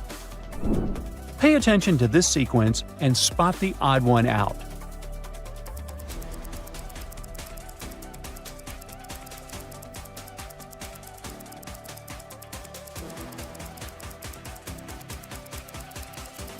This rebel moon is looking the other way. Boo! Everybody got scared, except one of them. Where is it?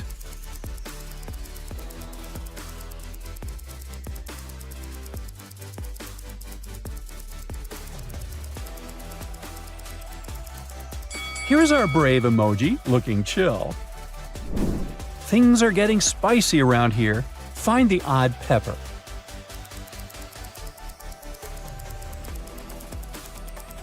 It's tougher than it looks.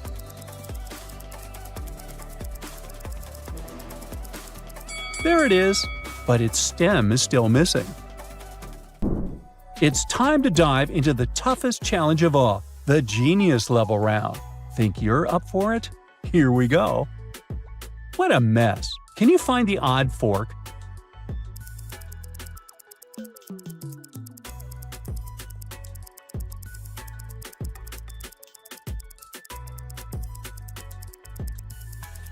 Here it is.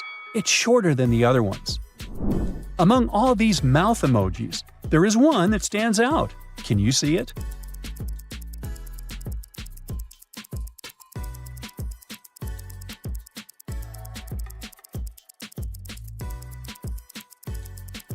Exactly.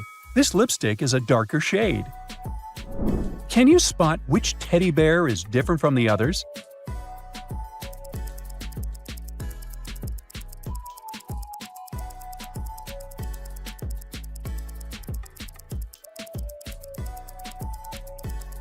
This one is looking to the side. What is it searching for? What a happy day! But one of them seems strange. Which one? This is tough.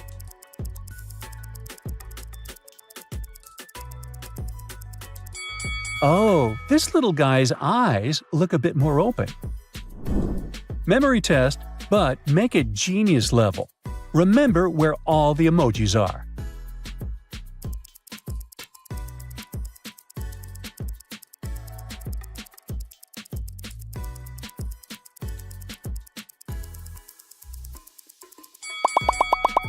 Now tell me, where is the bunny?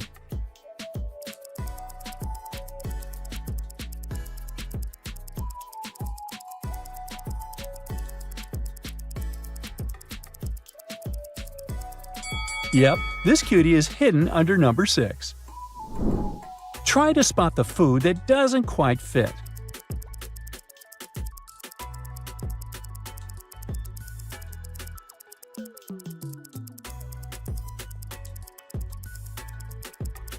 Awesome! There is a juicy watermelon among the junk food. One of these basketballs looks different from the others. Can you find it?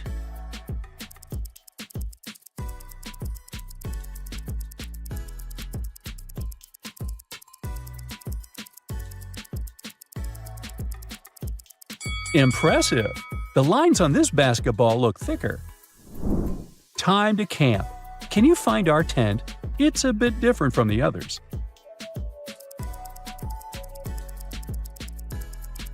Take a good look.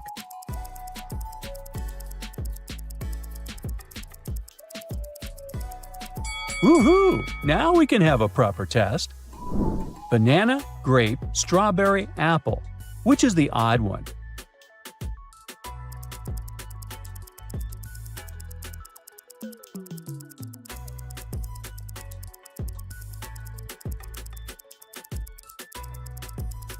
The apple.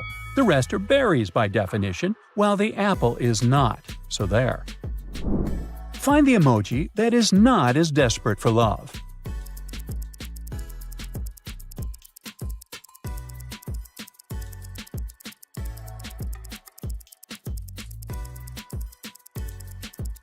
Only 2 hearts? Come on, Cupid, give us a hand. Can you spot the emoji that does not match all of the others?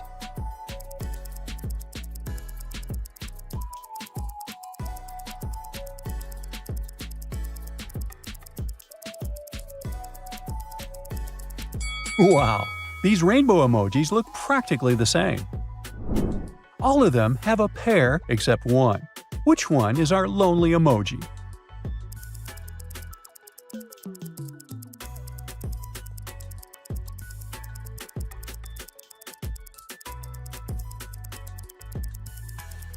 Nailed it! I hope it finds its match next time. What a cool neighborhood! But one of the houses looks damaged. Do you see it?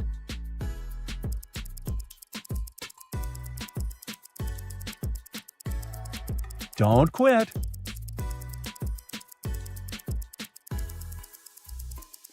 Awesome. Here it is. This one is tricky. Can you spot the odd emoji?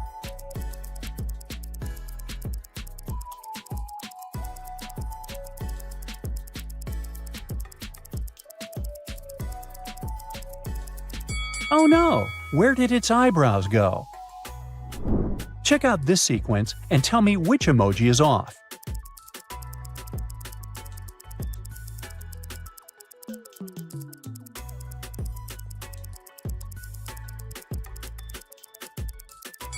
Correct! Tomatoes are not part of blueberry pancake recipes. Time for our final challenge. One of these hands looks different, but I bet you can't find it.